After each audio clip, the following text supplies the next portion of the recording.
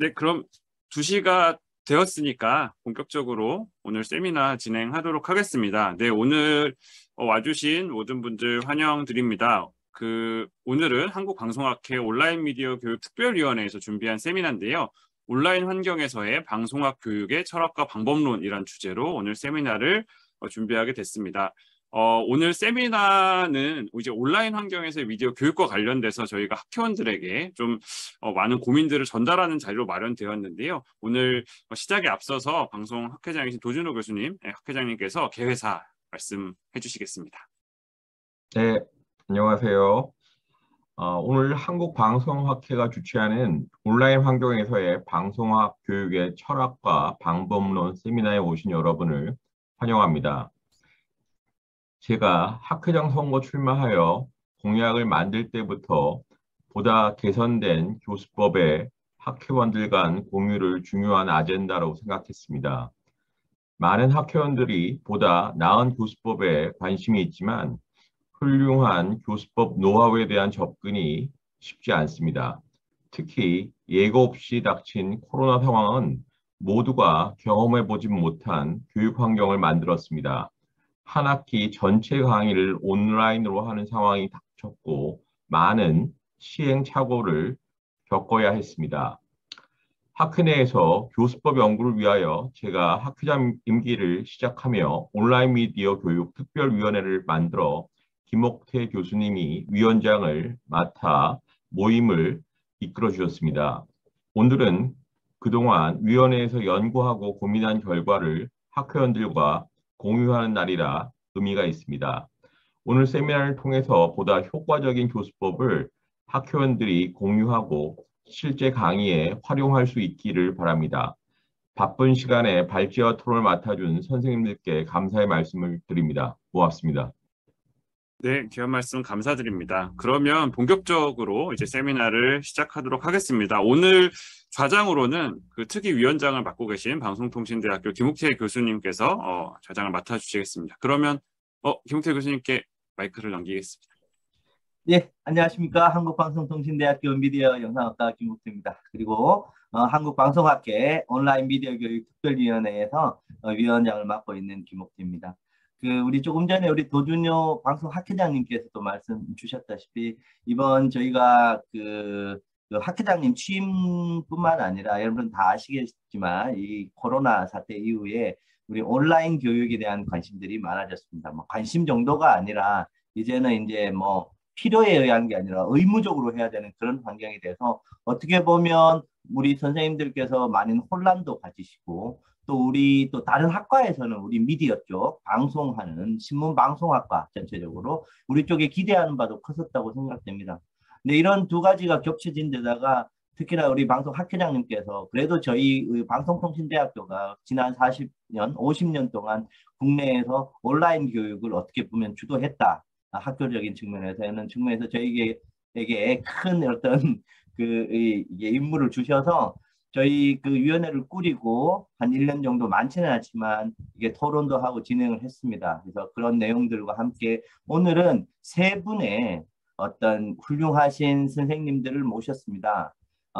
우리 미디어 교육이라고 하면 첫 번째 우리 발표를 해줄 권승태 교수님은 원래 기본 베이스가 영상학이십니다. 영상을 어떻게 온라인으로 교육할 것인가 하는 부분에 오랫동안 고민하시고 또 실제로 해오시고 이런 부분이기 때문에 우리 주제와 잘 맞는다고 생각을 했고, 두 번째 발표를 해주신 경북대학교의 박찬경 교수님은 원래 저널리즘을 주 전공으로 하신 저널리즘인데 이것을 최근에 로봇이나 어떤 기계식 어떤 AI 알고리즘을 이용한 그런 방법을 이제 많이 활용하시는데 그것을 그렇다면 우리 학생들에게 어떻게 잘 교육할 건가 하는 그런 부분들을 꾸준히 고민해 오셨던 교수님이라서 또 좋은 하나의 주제가 될 것 같아서 저희가 특별히 모셨습니다. 그리고 제 3발표를 해주실 공주대의 허원 교수님은 원래 베이스가 컴퓨터 공학이십니다. 이 공학을 하면서 원래 e-러닝이라고 해서 어떻게 보면 정통적인 온라인 교육을 하시고 또 그것을 지난 수십 년 동안 국내뿐만 아니라 국외 해외에 나가서 이런 어떤 그 열린 교육, 에듀테크, 온라인을 이용한 열린 교육을 어떻게 확산시킬 것인가를 꾸준히 연구해 온 분이셔서 좀 공학적 베이스에서 우리가 이 부분을 볼 수 있는 기회가 있을 것 같아서 이렇게 세 분을 이렇게 이제 신중히 모셨고 그 이후에 우리가 우리 여러 우리 위원님들과 함께 라운드 테이블로 하는 그런 시간을 가지도록 하겠습니다. 그런 토론회가 됐으면 좋겠습니다. 예, 저의 말씀은 이 정도로 드리고 첫 번째 발표이신 우리 권승태 교수님께 한번 마이크를 넘기도록 하겠습니다. 예, 안녕하십니까. 권승태입니다. 예, 반갑습니다. 예, 이렇게 귀중한 시간에 저를 초대해 주셔서 너무나도 감사드립니다.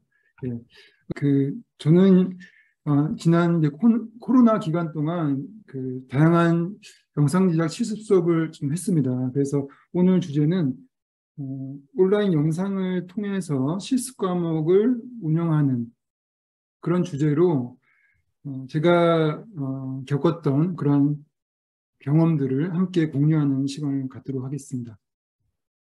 우선 이제 실습 수업은 뭐 스피치라든지 이제 외국어라든지 또 글쓰기 뭐 이런 기존의 실습 수업들이 온라인으로 많이 진행됐습니다. 그렇지만은 영상 제작 실습은 많은 사람들이 이렇게 전문 어떤 장비들이 필요하기 때문에 온라인으로 힘들다라고 생각을 했습니다.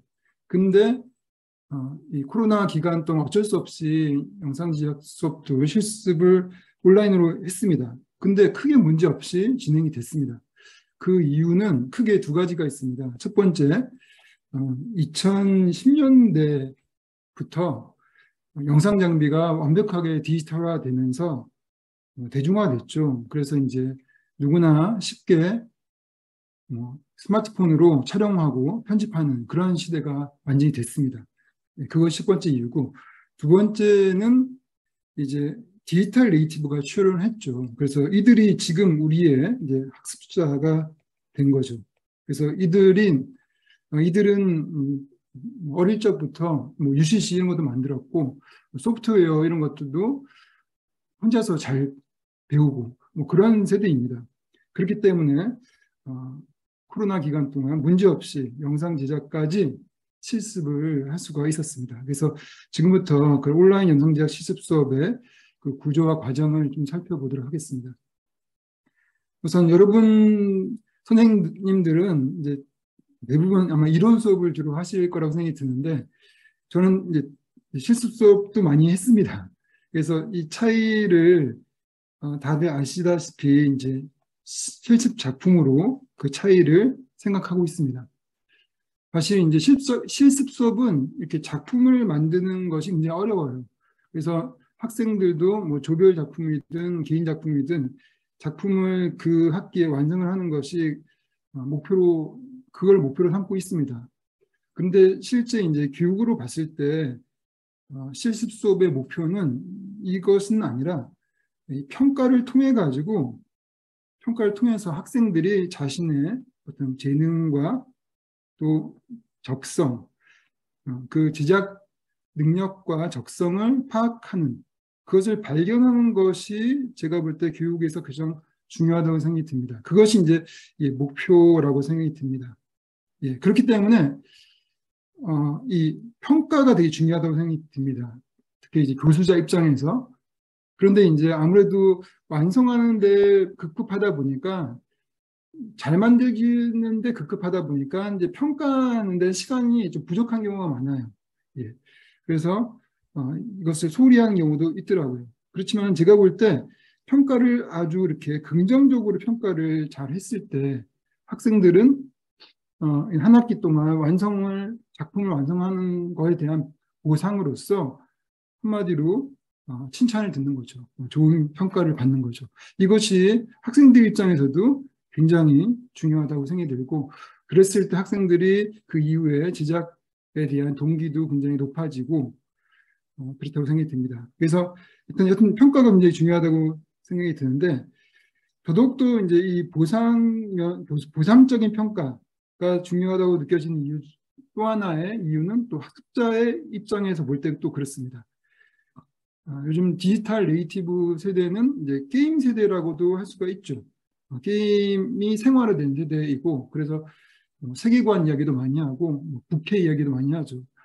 그래서 게임의 구조를 보게 되면은 이렇게 미션, 피드백, 보상, 피드백을 중간중간에 많이 받으면서 마지막에 보상을 받아야지 이제 그 게임에 대한 즐거움이 생기겠죠. 예, 그래서 이런 구조에 익숙한 세대들에게 사실 이런 영상 제작 실습 수업도 게임처럼 운영할 수가 있습니다. 왜냐하면 그 기본적인 과정 자체가 게임 과정과 거의 비슷해요.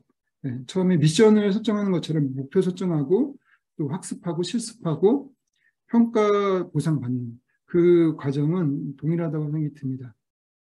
그리고 이거는 이제 그레마스가 정리한 고전 서사의 단순화된 서사 도식과도 이런 수업이 연결될 수가 있습니다. 예를 들어서 학생이 교수자의 도움을 받아서 그 수업의 목표를 설정을 하는 것은 일종의 교수자와 그 목표를 달성하겠다는 일종의 계약을 맺는 것이고, 그리고 이제 학습을 통해서 자신의 역량을 쌓게 되는 거죠.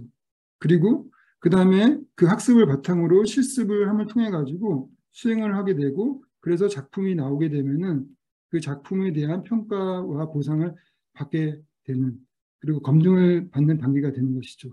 그래서 이렇게 이제 영상제 실습도 일종의 이런 극적인 구조를 가지고 있다고 생각이 들고, 그런 서사 속에서, 그런 스토리 속에서 당연히 주인공은 학습자라고 생각이 듭니다. 그리고 학습자가 추구하는 목표, 대상은 아까 얘기했듯이 제작 능력과 자신의 적성을 발견하는 것이고, 이러한 목표를 전달하는 사람이 교수자이고, 또 도와주는 사람이 교수자이고, 또 영상 장비도 도와줄 수 있겠죠. 그렇지만은 이제 이런 목표를 성취하는데 방해가 되는 적대자로서는 학생 자신의 어떤 결석을 한다든지 또 작품을 제출하지 않는 이런 것이 이제 적대자가 되겠죠. 그리고 이 목표를 성취했을 때 그 혜택은 학습자가 받게 됩니다. 그래서 이제 굳이 이렇게 행동자 모델까지가 이렇게 만든 이유는 뭐냐면은 이런 제작 실습 수업이 학습자가 주인공이다. 그 이야기, 실습 수업의 이야기에는 반드시 학습자가 주체 주인공이 되어야 된다는 것을 강조하기 위해서 이렇게 좀 잡았습니다. 그럼 지금부터 좀 구체적으로 제가 했던 그런 온라인 영상 제작 실습 수업의 실제 사례를 좀 분석을 하도록 하겠습니다. 제가 이제 코로나 이전에도 이제 오프라인 실습 수업을 많이 했습니다. 그러면서 많이 느꼈던 것이 영화학교 같은 경우는 크게 문제가 안 되는데 대부분의 미디어 전공 학과는 실습이 별로 없어요. 한 학년 실습을 하는 수업이 한 두세 개밖에 안 되더라고, 대부분. 예. 그래서 그러니까 1년에 하나 하기도 쉽지 않아요. 예. 그렇기 때문에 기본적으로 그 제작 능력, 그 학습량이 부족해요.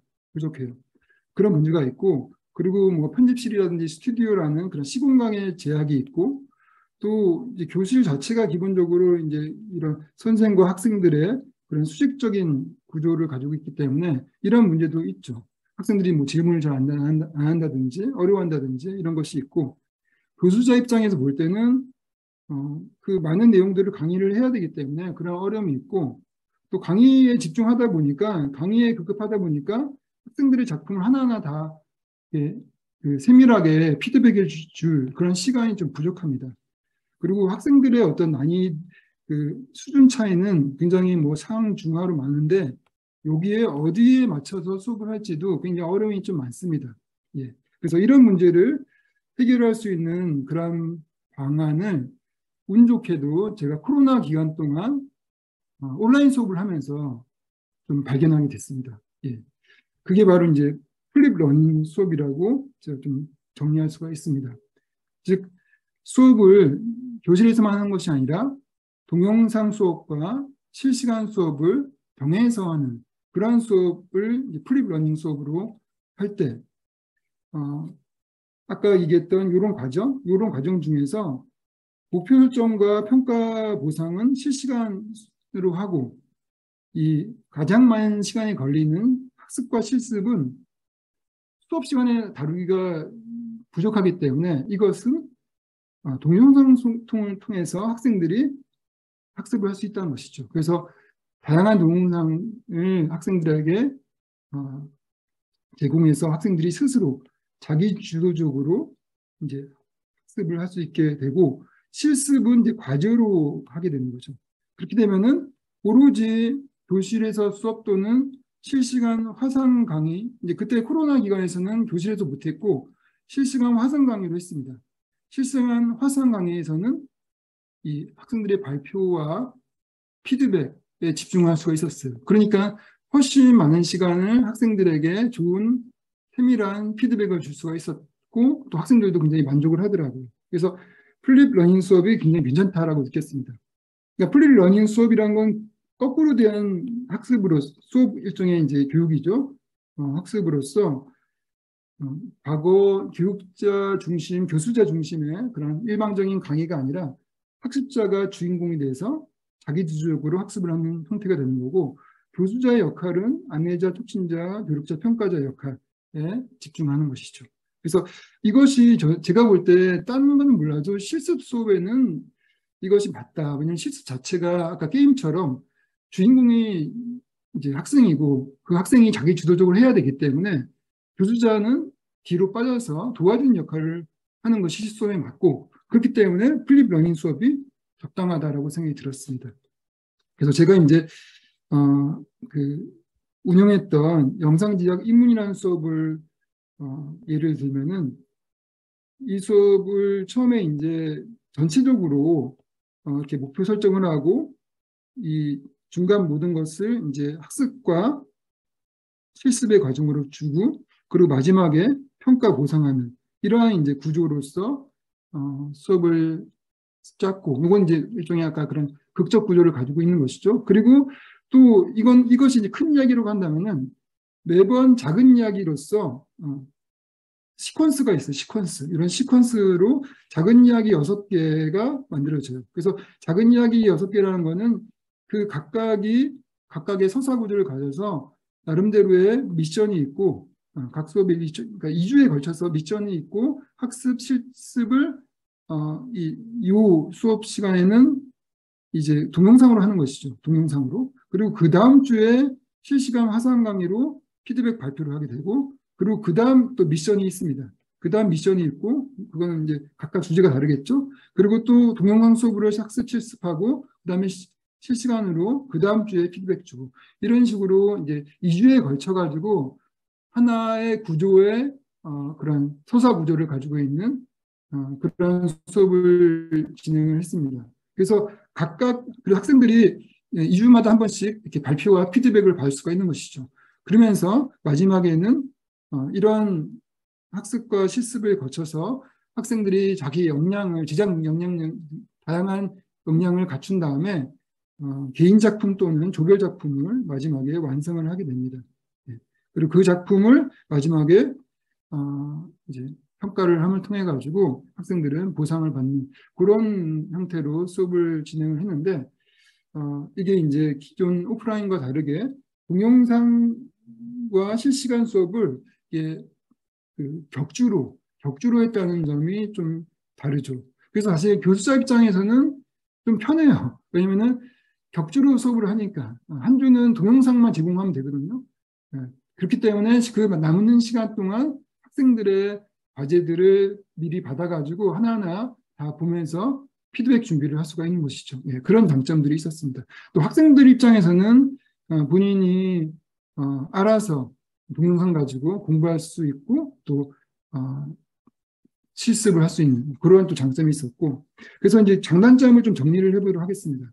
그래서 학습자 입장에서는 우선 자기가 마음대로 시간과 장소를 선택해서 동영상 수업을 들을 수 있었고 또 수업을 들을 때 뭐 반복학습도 할 수 있고 배속도 변경할 수 있고 또 수업 자료를 좀 많이 제공하거든요. 많이 제공하기 때문에 그 수업 자료 중에서 자기가 선별적으로 선택해가지고 자기주도적 학습을 할 수 있었고, 그리고 기본적으로 이제 이 온라인 인터페이스 자체가 수평적인 그러한 환경이기 때문에 분위기도 좀 좋죠.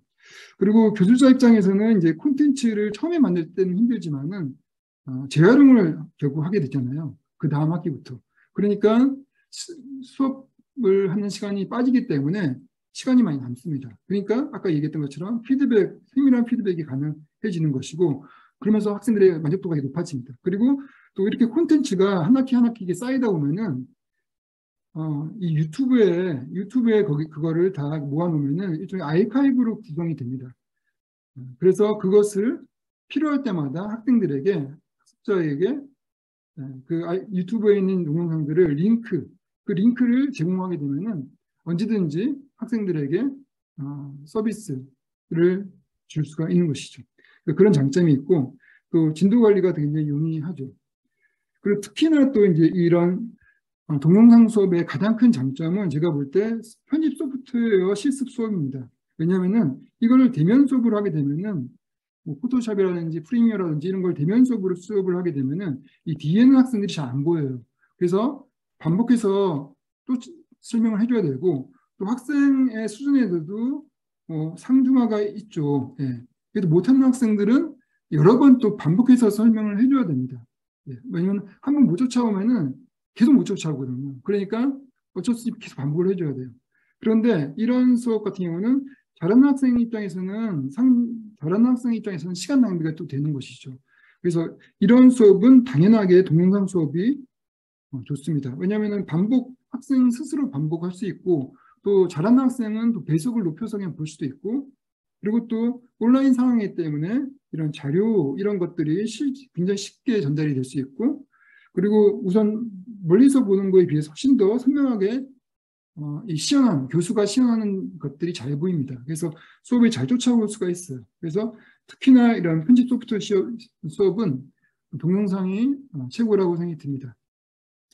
그렇지만 당연하게 이제 단점이 있죠. 아무래도 학생들이 동영상으로 수업할 때는 혼자서 고립된 환경에서 하기 때문에 뭐 물어볼 사람도 없고, 또 그렇기 때문에 또 집중도도 떨어질 수도 있고, 또 작품을 발표할 때 주위에 사람이 없기 때문에 성중 효과가 없어요. 그리고 학생이 교실에서 서로 만나지 않기 때문에 관계 형성도 안 되고 대면 소통도 안 되는 것이죠. 당연하게 어려운 것이고, 교수자 입장에서는 콘텐츠 제작을 초반에 첫 학기에 하는 것이 굉장히 어렵죠. 예. 그리고 또 이런 카메라에 익숙하지 않으면은 경직될 수도 있고, 또 일방적인 강의를 할 수가 있고, 또 학생들을 만나지 않으니까 유대관계가 만들어지지 않습니다. 그래서 이런 것을 보완할 수 있기도 합니다. 온라인 실습을 통해서. 그래서 고립된 학습과 낮은 집중도는 이 실시간 수업을 할 때 소회의실 같은 걸 만들게 되면 조별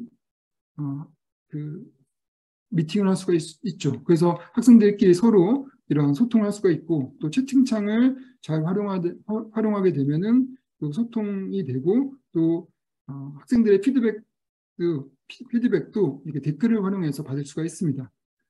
그렇지만 발표 시 청중 효과라든지 또 관계 이런 것들은 학습자 간의 관계라든지 이런 것들은 이제 결국 오프라인으로 해결할 수밖에 없죠. 그리고 이제 교수자 입장에서 이제 뭐 경직된 강의는 많이 하다 보면 해결이 됩니다. 그렇지만 일방적인 것은 노력을 많이 해야 되겠죠. 이렇게 뭐 참여 점수를 통해서 학생들이 게시판과 채팅창에 적극적으로 글을 올릴 수 있도록, 그래서 소통이 돼서 일방적인 강의가 안 될 수 있도록 그렇게 노력할 필요가 있습니다. 그리고 또 이제 콘텐츠 초반에 제작하는 게 어렵죠. 그래서 이제 뭐 초반에 뭐 촬영도 하고 또 편집도 하는 게 대부분 어렵습니다. 근데 그런 것은 저도 이제 해보니까 제가 제일 처음에 코로나 기간 제일 초반에는 이렇게 직접 촬영을 했어요. 직접 이제 이렇게 카메라 바로 앞에다가 카메라 설치해 놓고 제가 직접 누르고 와서 강의하고, 그리고 또 그 강의 끝난 거를 편집해 가지고 또 올리기도 하고 이렇게 했습니다. 근데 이렇게 하는 게 시간이 많이 걸려요. 굉장히 많이 걸립니다. 그래서 나중에 이제 제가 아이디어 낸 것은 훨씬 편리한 것이 이 줌 소프트웨어를 이용하는 거죠. 줌 소프트웨어를 이렇게 이 교수님들과 이렇게 미팅하는데도 이렇게 이용할 수도 있지만은 그냥 혼자서 줌을 열어놓고 줌을 열면은 이제 이렇게 화면도 뜨거든요. 네, 뜨고 또 줌에서 공유를 하면은 이렇게 PPT를 보일 수가 있죠. 그래서 여기서 그냥 컴퓨터 앞에서 그 강의를 하는 거예요. 그리고 그거를 이제 화면 녹화, 화면 기록을 하게 되면은 이것이 그냥 동영상으로 만들어지잖아요. 그죠? 네. 그럼 그렇게 됐을 때 굳이 촬영도 안 해도 되고 편집도 안 해도 되고 그냥 한 방에 쉽게 해결이 되더라고요. 그래서 요거 줌을 이제 줌인 같은 그런 이제 화상 강의 미팅 소프트웨어를 활용하게 되면은 좀 편하게 동영상을 제작할 수 있다고 생각이 듭니다. 예. 그래서 이제 마지막 정리하도록 하겠습니다. 이제 코로나가 이제 서서히 없어지고 있는 이제 포스트 코로나 시대가 온 것 같아요. 그래서 이제 다시 과거로 오프라인 수업으로 돌아가자라는 움직임도 분명히 있고 또 학교 입장에서는 당연하게 이제 그 모든 학생과 또 교수자들이 직접 눈에 보이는 것이 학교 입장에서는 좋겠죠. 그렇지만은 제가 볼 때 교수자나 학습자의 이런 질적인 효과로 봤을 때 무조건 오프라인만 고집한다고 좋은 건 아닌 것 같습니다. 왜냐하면은 우리가 지금까지 제가 설명했던 것처럼 온라인 속에서 그렇게 우리가 이용할 수 있는 장점들이 굉장히 많습니다. 그래서 그 장점들을 버리지 말고 오프라인과 연계해서 그렇게 온오프라인 연계 수업을 개발하는 것이 굉장히 중요할 것 같고 그거는 결국은 이제 디지털과 아날로그가 융합되는 수업이죠.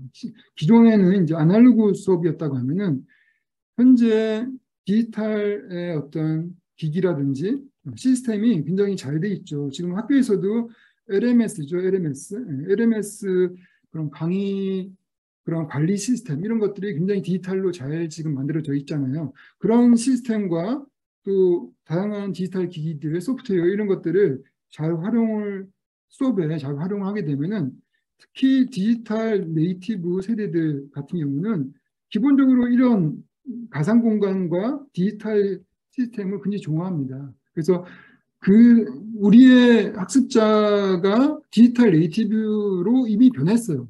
변했기 때문에 교수자가 아날로그 환경만 고집하게 되면은 제가 볼 때 그거는 시대가 맞지 않다고 생각이 듭니다. 이미 학생은 변했기 때문에. 그래서 그 학생들이 잘하고 그 학생들의 어떤 특성에 맞는 그런 세계, 게임의 세계, 가상공간의 세계, 디지털 세계의 특성들을 적극적으로 활용하는 것이 바로 온라인 교육이라고 생각이 듭니다. 그래서 온라인과 오프라인을 적절로 연계를 했을 때 학습자 중심의 수업이 정말 만들어지지 않을까. 그리고 새로운 어떤 교육이 만들어지지 않을까라고 생각이 듭니다.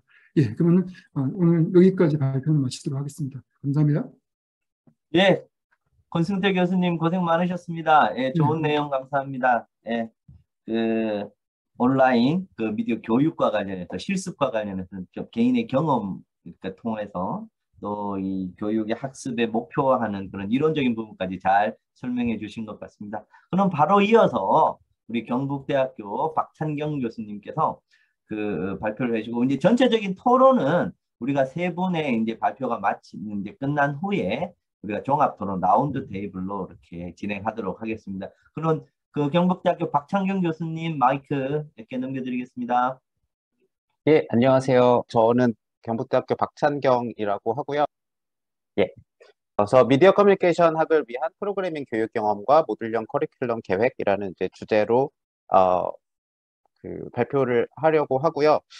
이제 권스태 교수님께서 이렇게 그래마스 얘기도 하시고 그다음에 뭐 게미피케이션 같은 거를 이제 갖고 오셔서 이론화도 이제 하시고 해서 사실 되게 인상 깊게 들었는데 사실 저는 이제 이 경험을 공유하고 약간 후일담에 가깝지 제가 이거를 좀 객관화된 차원에서 제 경험을 이렇게 바라보는 작업을 해보지 못했습니다. 그래서 좀 이런 질문을 제가 수업을 디자인하고 이제 개선하고 하면서 던져봤고 나름의 대답은 이런 식으로 해봤다라는 이런 경험을 공유한다는 차원에서만 좀 들어주시면 이제 감사할 것 같고요. 그다음에 제가 이게 발표를 이제 드리려고 하는 건 크게 두 가지입니다. 아까 말씀드렸던 것처럼 제가 지금 데이터 저널리즘 수업을 하고 있는데요.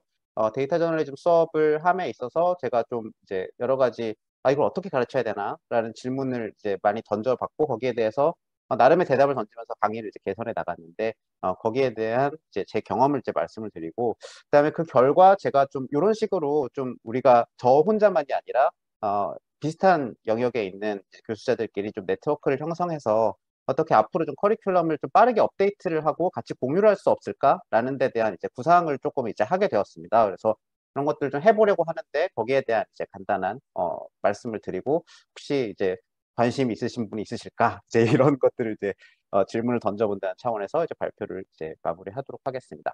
그래서 제가 여러 가지 이제 질문을 이제 던져봤었는데요. 그 전에 이제 약간의 이제 맥락을 말씀을 드리면 저는 이제 지금은 경북대학교 미디어 커뮤니케이션 학과에서 가르치고 있고 그다음에 그 전에는 그 경영대학에서 사실 그 경영정보 시스템을 이제 가르쳤습니다. 그래서 그리고 또 그 외에도 여러 가지 이제 학제간 연구팀 이런 데에 소속이 되어 있어서 이제 저는 이제 전형적인 문돌이인데 어떻게 하다 보니까 그 문순위를 대상으로 이제 여러 가지 그 기계적인 거, 공학적인 거 이런 것들을 가르쳐야 하는 이제 이런 맥락에서 또 그 학생들의 백그라운드가 또 되게 다양했어요. 그래서 경영대 학생들이기도 했고 경제학과 학생들이기도 했고 또 미디어 커뮤니케이션 학과 학생들이기도 했고 뭐 복수 전공하는 철학과 학생, 불문학과 학생들을 대상으로 가르치면서 이제 느꼈던 것들입니다. 그래서 그런 맥락들이 중간중간에 하나의 사례로 이제 나올 수 있다는 점에 대해서 말씀을 드릴게요.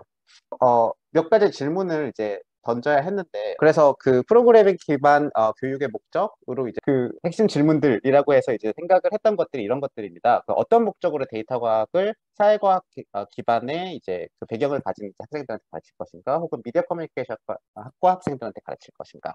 그다음에 두 번째로는 이들한테 무엇을 가르칠 것인가, 그리고 더 중요하게는 무엇을 가르치지 않을 것인가에 대한 이제 얘기가 있고요. 그래서 그 내용의 선택의 문제가 있고요. 그 다음에 이제 어떤 순서로 가르쳐야 하는가. 아마도 이 부분은 이제 권수태 교수님께서 말씀하신 여러 가지 플립 러닝 문제나 뭐 이런 것들과도 관련이 있을 것 같습니다. 그 다음에 좀 일반적으로 많이 고민하는데 이따가도 말씀드리겠지만 별로 생각보다 그렇게 중요하지 않다고 생각하는 무슨 어떤 컴퓨터 언어를 사용할 것인가, 뭐 컴퓨팅 환경을 이용할 것인가, 이 문제도 사실은 있고요. 그 다음에 어떤 교재를 이용할 것인가, 이 문제가 있는데요. 사실 이 문제가 되게 단순해 보이지만 어떤 책을 고를 것인가의 문제로 보이지만 사실 책이 없다는 되게 근본적인 문제가 있고 이 부분을 어떻게 우리가 학계에서 해결해야 되는가라는 좀 더 흥미로운 문제라는 생각이 이제 들었습니다. 그래서 여기서부터 제가 이따가 이제 모듈형 뭐 이런 커리큘럼 구성 이런 데 대한 말씀을 조금 요 맥락에서 드리게 될 것 같습니다. 그래서 해당 질문에 대답하기 위해서 이제 고려해야 될 점이 이제 몇 가지가 있는데 한 가지 는 이제 학부생을 대상으로 하는 수업인가, 대학원생을 대상으로 하는 수업인가, 뭐 이렇게 생각할 수도 있지만 더 중요한 문제는 직무 능력을 위한 교육인지 아니면 사회과학 연구를 위한 교육인지 이 부분이 상당히 중요한 부분이라고 생각했습니다. 제가 데이터 저널리즘을 이제 가르치고 있는데 그럼 저널리즘 맥락에서 이제 프로그램을 가르치는 것이잖아요. 근데 관련된 이제 수업을 하고 계신 분들한테 제가 전화를 이렇게 돌려볼 기회가 있었는데 그 커리큘럼을 지금 하고 계신 커리큘럼을 대부분 보니까 이런 컴퓨테이셔널 소셜 사이언스를 하고 있는 어떤 연구의 조금 쉬운 버전을 학생들한테 가르치고 있다는 사실 인상을 많이 받았습니다. 사실 그럴 수밖에 없는 것이 저희한테 커리큘럼이 있는 것도 아니고 교재가 있는 것도 아니기 때문에, 그리고 또 많은 경우에 뭐 정치학이나 경제학이나 학부생한테 가르치는 수업은 저희가 전문 연구자로서 하는 여러 가지 연구들의 쉬운 버전이나 혹은 기초 버전을 가르치는 게 맞죠. 그런데 미디어 커뮤니케이션 학과라는 독특한 맥락에서 보면 미디어 커뮤니케이션 학과는 정치학에서 어떻게 정치를 잘할 것인가를 별로 가르치지 않고 사회학과에서 어떻게 하면 사회관계를 잘 이룰 것인가를 가르치지 않지만 미디어 커뮤니케이션 학과는 대부분 커뮤니케이션을 어떻게 하면 잘할 것인가, 그 다음에 그런 것들을 가르쳐야 하는 의무도 있고 학생들도 그런 것들을 기대를 하고 있죠. 그런 이유 때문에 사실 학부생을 위한 교육이랑 대학원생을 위한 연구를 위한 교육이 굉장히 괴리가 생기게 되는 것 같습니다. 그래서 그게 이제 학부생들한테 가르치더라도 예를 들면 내가 가르치는 학부생들이 나중에 커리어를 이렇게 나아갔을 때 이 친구들이 내가 연구만 가르쳐도 충분히 자기들이 커리어에 이것들을 적용할 수 있는 것인지, 아니면 조금 직접적으로 사용할 수 있는 어떤 지식들을 이제 전달해야 할 것인지, 사실 이런 부분들을 고려해서 목적을 이제 잡아야 하는 부분들이 있는 것 같습니다. 또 하나는 학생의 니즈인데요. 학생들이 일단 그 데이터 저널리즘을 가르칠 때 가장 크게 문제가 됐다고 생각하는 점 뭐가 있냐면, 교수자들도 지금 어떤 목적으로 가르쳐야 하는가가 분명하지 않지만 학생들도 이거 어떤 목적으로 배워야 하는가가 또 분명하지 않습니다. 그러다 보니까 어떤 친구들은 내가 이걸 당장 하고 싶은 사용할 수 있는 어떤 기술을 습득하기 위해서 오기도 하지만 어떤 경우에는 다른 수업과 유사하게 어떤 이론을 배우기 위해 오는 경우도 있고요. 어떤 친구들은 그냥 한번 해보지 뭐라는 이제 아주 가벼운 마음으로 이제 도전을 하기도 합니다. 그래서 이런 부분들에 대해서 내가 어떤 니즈를 공략할 것인가, 학생들은 어떤 니즈를 가지고 있는가에 대한 이제 생각을 해봐야 한다는 생각이 들었고요. 그다음에 이제 또 교수자로서 강의를 통해서 학생들이 강의가 끝나고 나서 어떤 것들을 얻었으면 좋겠는가 하는 희망도 있겠죠. 그다음에 또 중요하게는 학생들이 얼마만큼 이 주제에 대해서 알고 있는가, 그 백그라운드에 대해서도 이제 생각을 해보아야 합니다. 그래서 제가 여기서 강조를 드리고 싶은 건 이 목적 위에서 어떤 것들을 이제 선택해야 한다, 이런 방향으로 가야 된다, 이런 목적을 선택해야 한다라는 말씀을 제가 드릴 수는 없지만 일단 교육의 목적이 그 기초적인 컴퓨팅 기술을 가르치는 교양 수업이 되어서는 안 된다는 것입니다. 그거는 컴퓨터 공학과에서 개설하는 교양 수업을 듣는 것이 낫겠죠. 아니면 온라인 수업을 듣는다든지 그것보다는 사회과학 졸업생이 직무에 필요한 어떤 환경에서의 컴퓨팅 기술이 어떤 방법으로서의 컴퓨팅을 가르쳐야 한다는 그런 것들이 이제 중요한 것이고, 혹은 내가 사회적인 맥락에서 어떤 문제를 풀기 위해서 이거를 알고리즘적으로 생각하면 어떻게 생각할 수 있을까? 어떻게 알고리즘으로 이 문제를 해결할 수 있을까라는 알고리즘적 사고 방식을 배우는 것에 가까운 것이라고 생각을 합니다. 그래서 하나의 예시로서 제가 데이터 저널리즘에서 목적을 이제 설정했던 것은 뭐였냐면 저널리즘을 위한 데이터 사이언스에 관심을 가지고 있는 학생들을 대상으로 하는데, 학생들 대부분은 컴퓨터에 대한 경험이나 배움 지식을 가지고 있지 않다는 이제 그거를 알게 되었고요. 그 다음에 설문을 해보니까 막상 또 저널리즘 직종에 대한 확신도 별로 가지고 있지 않습니다. 그래서 홍보 마케팅에 활용할 수 있는 직무 능력까지 이제 갖추도록 돕는 것을 염두를 두었고요. 그래서 또한 이제 데이터 과학이 앞으로 자기 커리어에 얼마나 필요한 것인지에 대한 확신 역시 가지고 있지 않았습니다. 그래서 여기에 대한 어떤 믿음이나 유용성을 이제 경험하게 해주는 것이 또 중요하다는 생각이 들었습니다. 그래서 제가 구체적으로 가졌던 목표는 데이터 분석의 워크플로우, 그러니까 이따가 조금 더 말씀드리겠지만 데이터 분석이라는 건 그냥 분석만 하는 것은 아니고 굉장히 많은 과정을 포함하는데, 그 워크플로우 전체를 최대한 넓게 얕지만 넓게 경험을 하고, 그 경험을 통해서 이게 유용하구나, 내가 커리어에 이런 것들을 사용할 수 있구나 라는 것을 느낄 수 있도록 하는 것을 이제 목표로 삼았고요. 그리고 사회과학 졸업생들이 맡을 가능성이 높은 여러 가지 직무와 컴퓨팅 관련 용어들이 다른 언어로 되어 있지만 이 둘 사이가 같은 건 아니지만 직관적으로 어떤 연관이 있기 때문에 그 연관성이 무엇인가라는 것을 설득하는 것, 이것을 두 가지 목표로 잡았습니다. 이런 목표에서 사실은 이제 데이터 과학의 데이터 저널리즘에서 어떤 것을 가르칠 것인가, 그다음에 가르치지 않을 것인가를 결정하는 것이 이제 도출이 된다고 어떻게 하면 볼 수 있는데요. 결국에는 어디서부터 어디까지를 가르칠 건가, 그다음에 뭘 뺄 건가, 얼마나 깊이 가르칠 건가, 이런 것들을 이제 결정하는 문제입니다.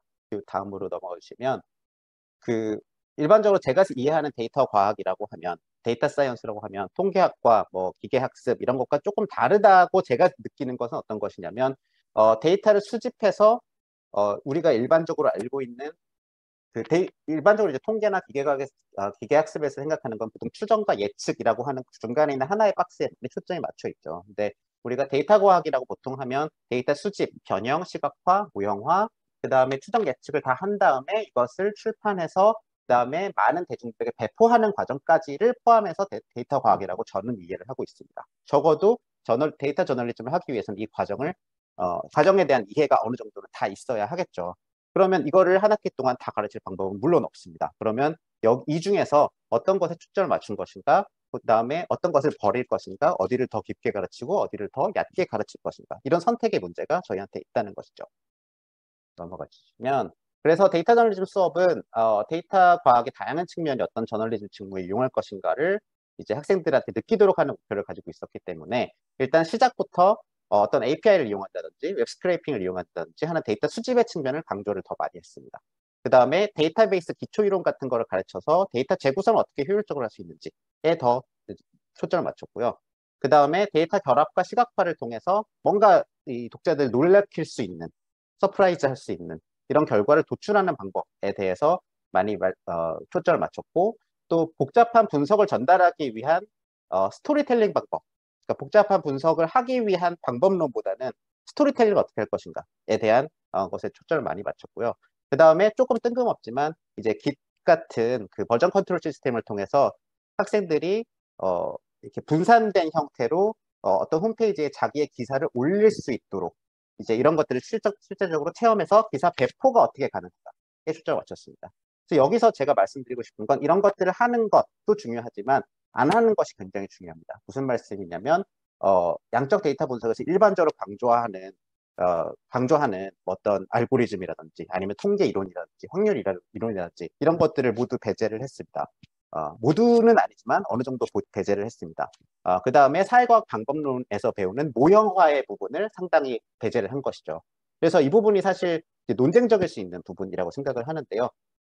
그런 것들을 배제함으로써 데이터 과학은 사실 되게 많은 워크플로우를 포함하고 있고 그렇기 때문에 너희들이 모형을 보고 그다음에 머신러닝 같은 걸 보면 굉장히 복잡해 보이지만 사실은 그것에 대해서 너무 깊이 파고들지 않아도 굉장히 유용하게 직무에 사용할 수 있다는 것을 이제 경험해보게 해주고 싶었던 이제 의도를 가지고 있는 것이죠.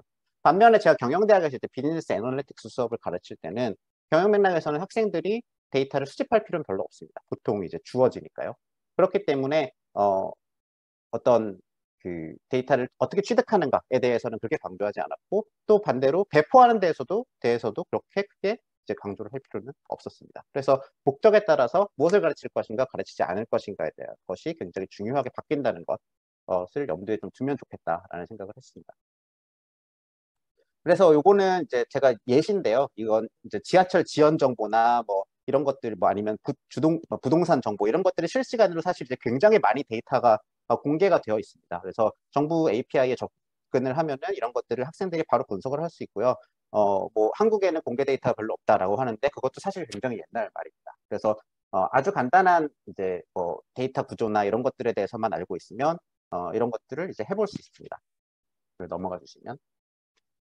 그 다음에 또 한 가지 제가 아까 말씀드렸던 것처럼 그 데이터를 이용한 스토리텔링을 어떻게 할 것인가. 그래서 예를 들면 여기서는 얼마 전에 그 NBA 우승을 한 스테판 커리가 왜 위대한 선수인가를 이제 이렇게 시각화를 통해서 이렇게 보여줄 수 있는 거죠. 이 스테판 커리는 이런 면에서 보면 아웃라이어다. 그래서 아웃라이어라는 점을 보여줌으로써 스토리텔링을 할 수 있는 이런 전략들에 대해서 많이 이제 얘기를 했고요. 그 다음에 이런 것들은 사실 뭐 인지심리학이나 아니면 디자인 이론이나 아니면 HCI나 이런 것들을 가져와서 또 많이 이론적으로도 얘기할 수 있는 부분이라서 오히려 그 부분에 대해서 강조를 많이. 혹은 이제 요거는 이제 저희가 뭐 R을 이용하면 처음에 딱 우리가 만들 수 있는 어떤 기초적인 그래프라면 요거 다음으로 넘어가면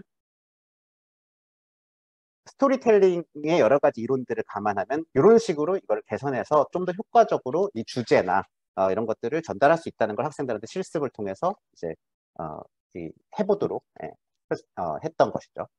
이렇게 넘어가 보시면 그 다음에 마지막으로 이제 GitHub에다가 제가 이제 공유를 해서 학생들이 여기다가 이제 올리게 되면은 이게 자동적으로 그 데이터 저널리즘 어떤 웹사이트로 그냥 코팅이 되도록 이제 설정을 해놨습니다. 이 과정은 굉장히 간단합니다. 클라우드 서비스를 몇 가지만 이용하면.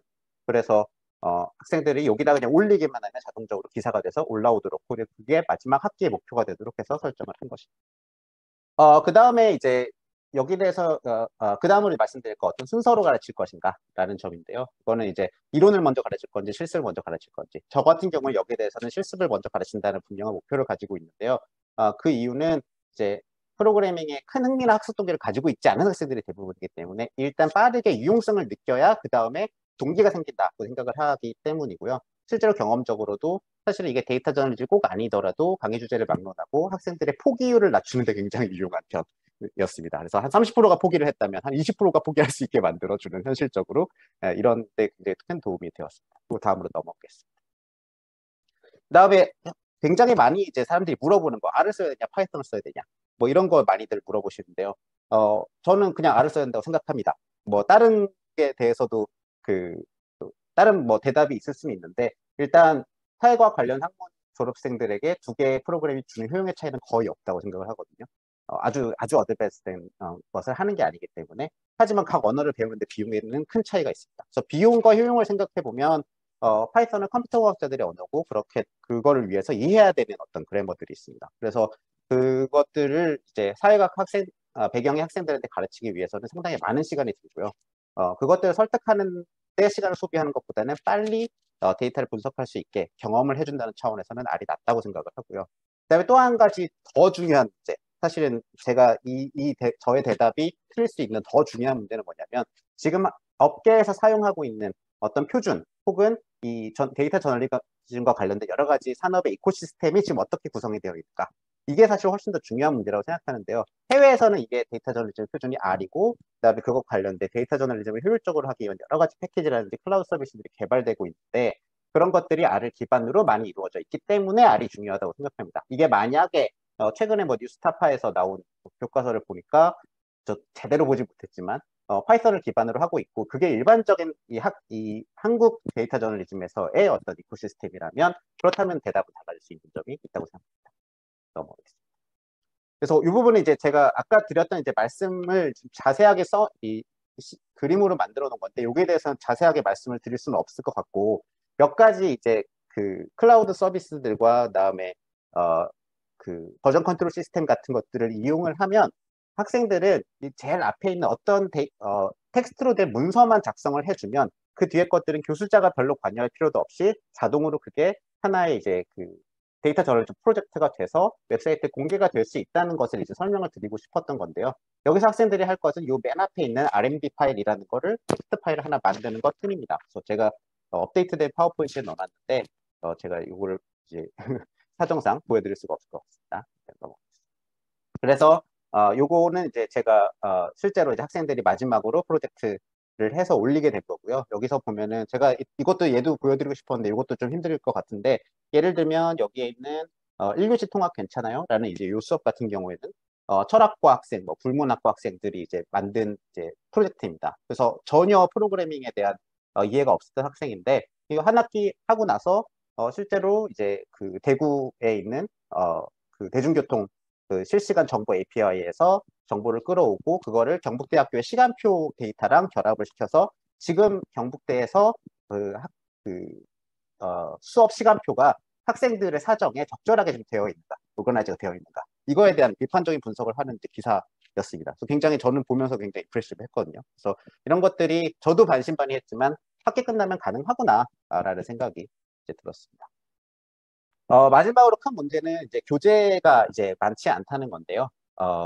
그 몇 가지 이제 번역된 것들이 있는데, 이것도 굉장히 오래되기도 했고, 그래서 현실적으로는 몇 가지 인터넷 자료, 그다음에 좀 오래된 교재들, 그다음에 이런 것들을 몇 가지 데이터 스토리텔링과 관련된 좀 책들, 이런 것들과 이제 결합시켜서 하는 것이 현재로서는 이제 최선이라고 이제 생각을 했습니다. 그래서 이거를 좀 이제 다른 데서도 발표를 하면서 그 많은 이제 미디어 커뮤니케이션 학과 이제 교수님들이 말씀하시는 것 중에서 데이터 저널리즘이 아니더라도 참 교재가 없다라는 말씀을 굉장히 많이 하시더라고요. 저도 최근에 미디어 그 신문방송학 개론을 가르치면서 느꼈던 게 뭐냐면, 2020년 개정된 교과서인데, 예를 들면 인터넷 문화 뭐 이런 것들을 가르치는데, 뭐 UCC, 뭐 곰플레이어 이런 것들이 이제 나오더라고요. 그래서 이게 공저를 해도 굉장히 이 업데이트가 빠르지 않구나 라는 이제 생각이 들었습니다. 그래서 이걸 어떻게 좀 빠르게 할 수 있을까?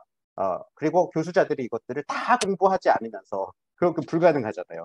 그럼 이런 것들이 어떻게 가능할까?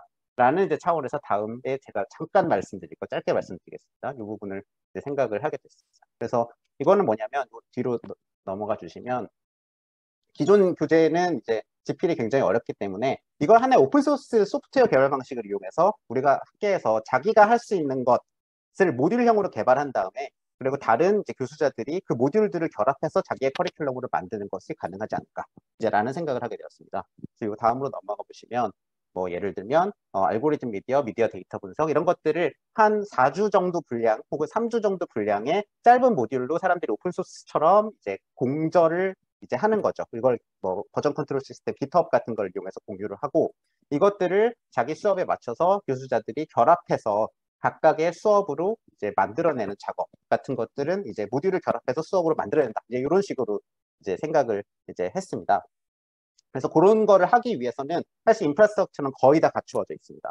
그래서 넘어가 주시면, 예를 들면 제가 했던 것 중에 이거는 깃북이라는 이제 오픈소스 어떤 플랫폼에서 이제 만든 제 나름의 이제 교재입니다. 교재라기보다는 강의 노트에 가까운데, 이거는 마이크로소프트 워드 작성하는 것보다 훨씬 쉽습니다.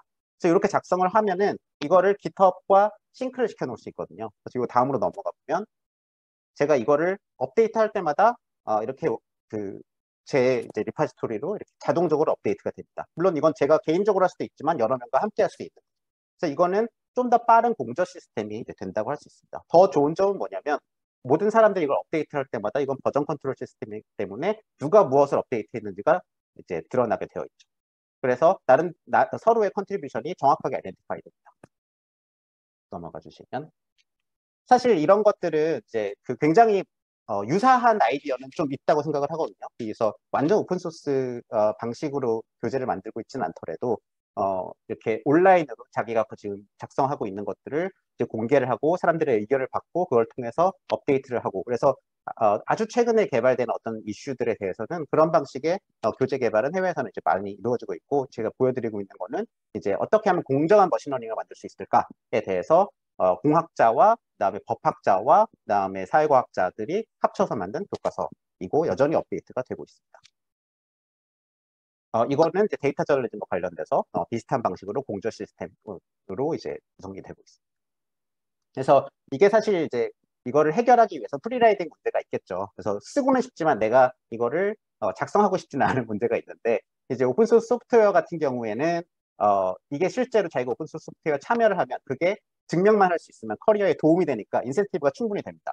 근데 우리가 학계에서 그런 인센티브를 줄 수 있을 것인가 라는 이제 문제가 하나 있을 것이고 그 다음에 아마 제가 이렇게 말씀을 드리면 여기에 대해서 경험이 없으면 뭔가 어려운 것 같은데 라고 실제로 그렇지 않습니다만 라고 생각하시는 분들이 있을 것 같습니다. 그러면 좀 더 간단한 인터페이스나 어떻게 하면 좀 더 쉬운 가이드라인을 공유할 수 있을 것인가에 대한 남아있는 문제들이 있는 것 같습니다. 이 정도에서 마무리를 하고 발표를 마무리하도록 하겠습니다. 감사합니다.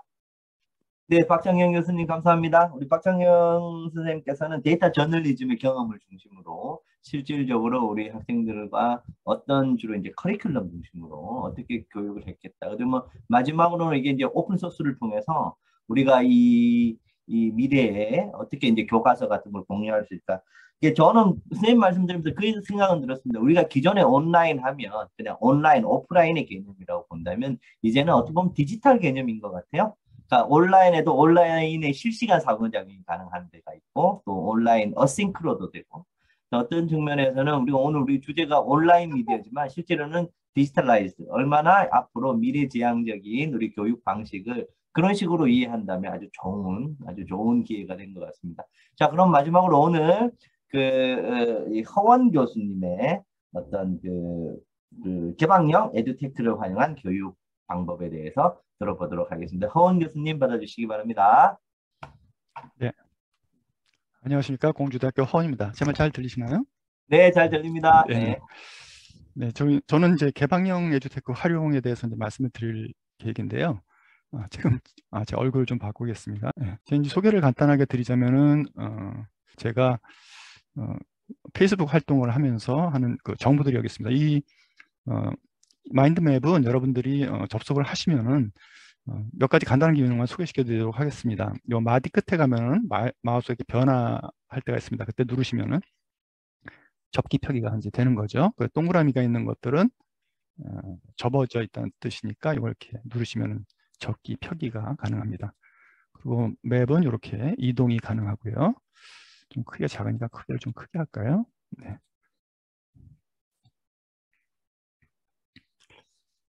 자, 그래서 그런 식으로 여러분들이 자료를 열람하실 수가 있고요. 여기서 링크를 누르시면 빨간색 링크를 누르시면 원하는 자료로 접근이 가능합니다. 그래서 이 자료는 인터넷을 통해서 항상 열람이 가능하기 때문에 여러분들이 제 강의에서 좀 보완할 내용들은 따로 들으시면 될 것 같습니다.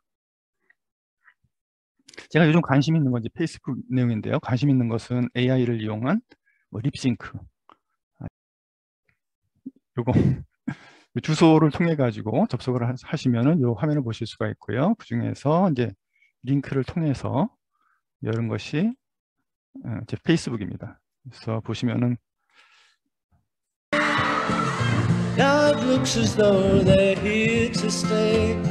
이건 제가 부른 게 아니라 비틀즈 노래를 립싱크로 해가지고 합성을 한 내용입니다. 그래서 AI 기술을 이용한 것이고요. 제가 좀 관심 있는 부분들이 다 이제 그런 쪽으로 이제 AI 기술을 이용을 해서 여기서 보시면 To use Tuba Story, the name was OK Mind Map before. That 여기 is the greatest 보시면은 and smartest 이 tool you 여배우의 can use for 얼굴이 every activity 낯이 involved 익으시죠? with knowledge manipulation.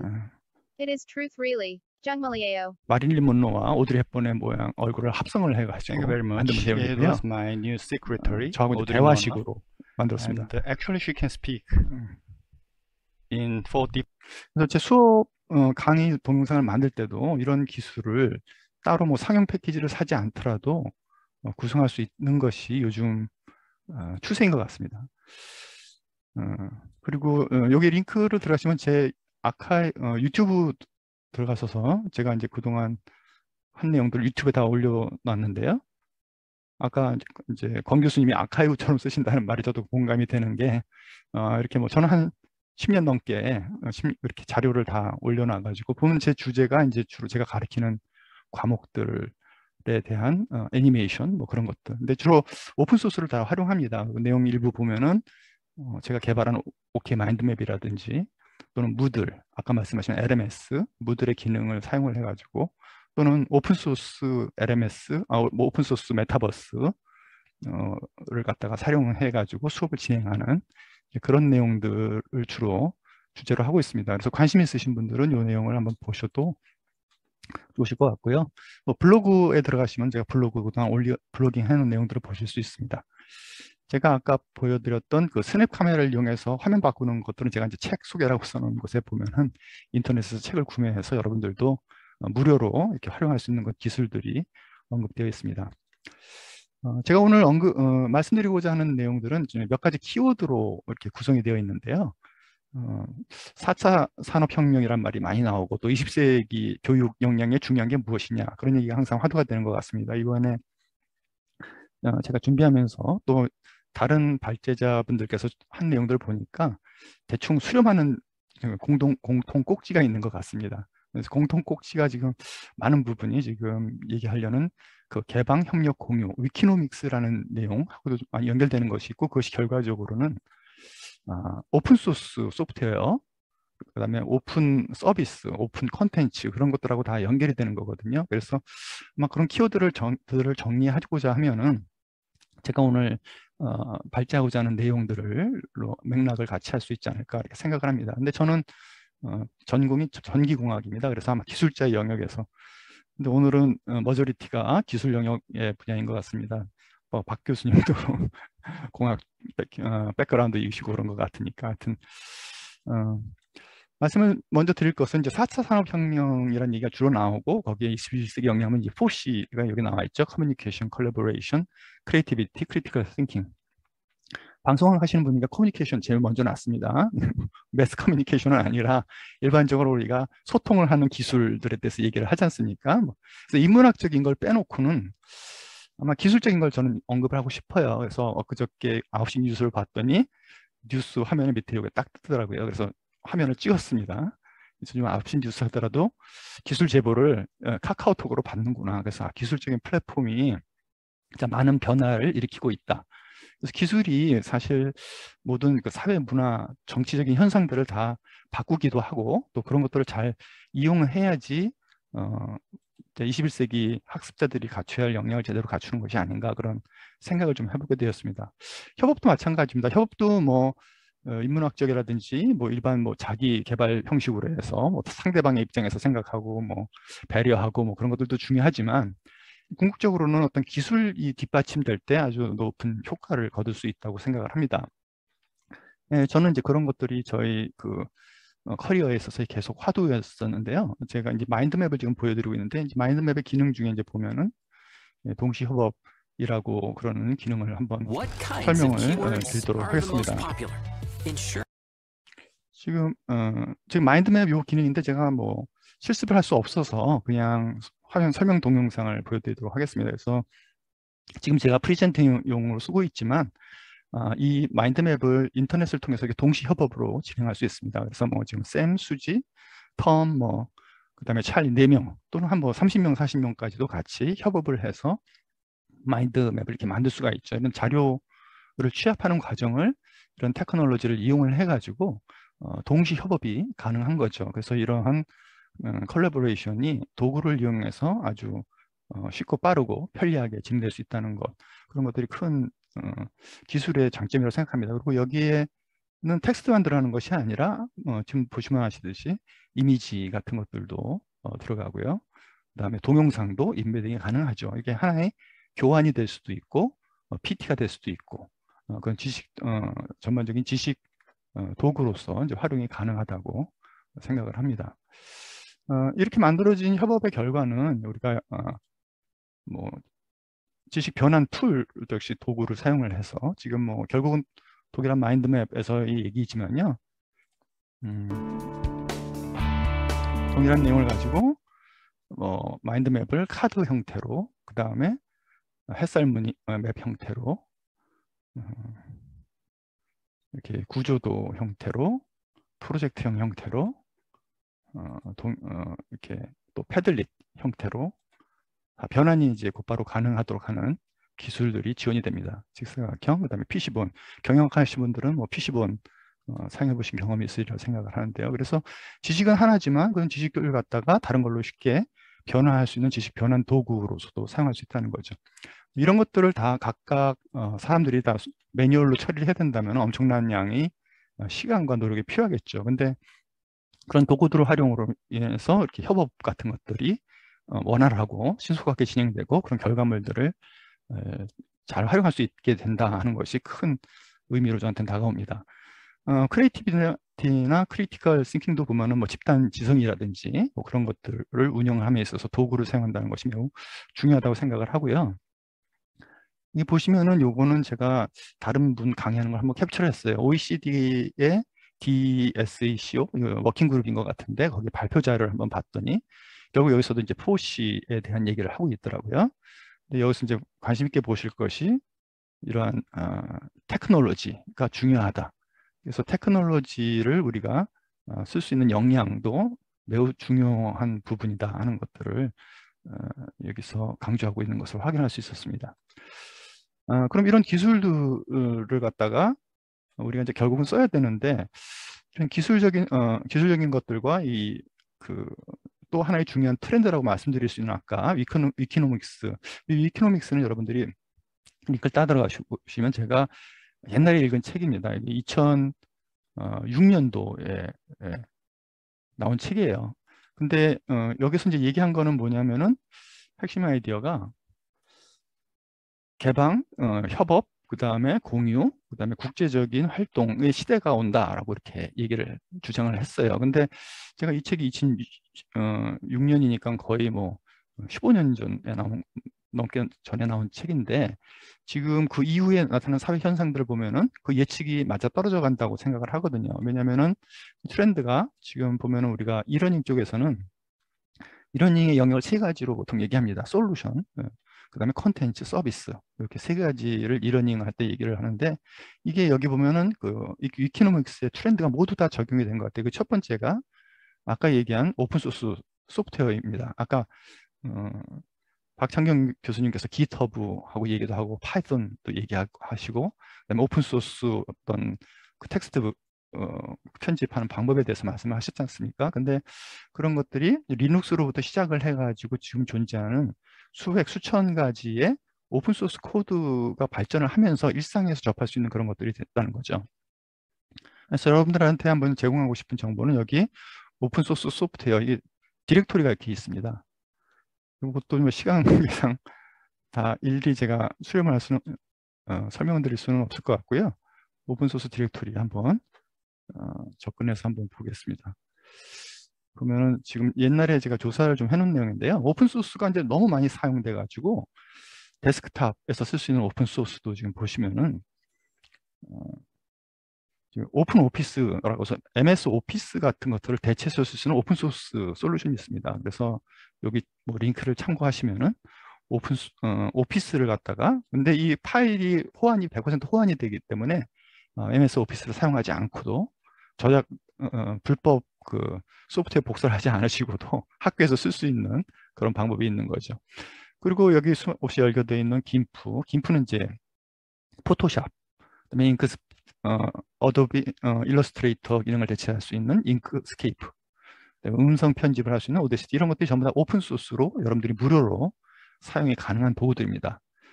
아까 권승태 교수님께서 학생들 수업을 한다고 그럴 때 여기 방송학계에서는 어떤 소프트웨어를 쓰는지 잘 모르겠는데 저 같은 경우는 이제 OBS 스튜디오라고 해서 가상 방송 환경을 구축할 수 있는 그것도 오픈 소스로 제공이 돼서 무료로 활용이 가능하십니다. 그래서 이렇게 만들어진 내용을 편집을 하실 때는 오픈샷이라는 비디오 에디팅 오픈 소스 도구가 있고요.